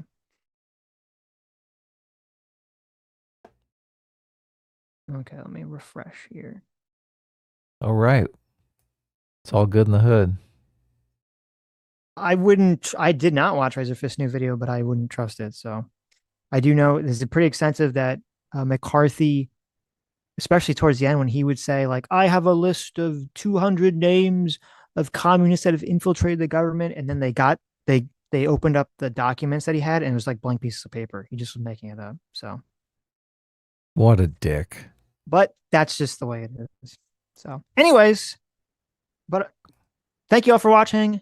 Thank you all for your incredibly generous donations. Thank you, Ace, for coming on, and we'll see you all on Sunday. Great show. See you guys next Sunday. This Sunday. All Sundays. All Sundays. Forever. Yes. Join our cult. Give us money.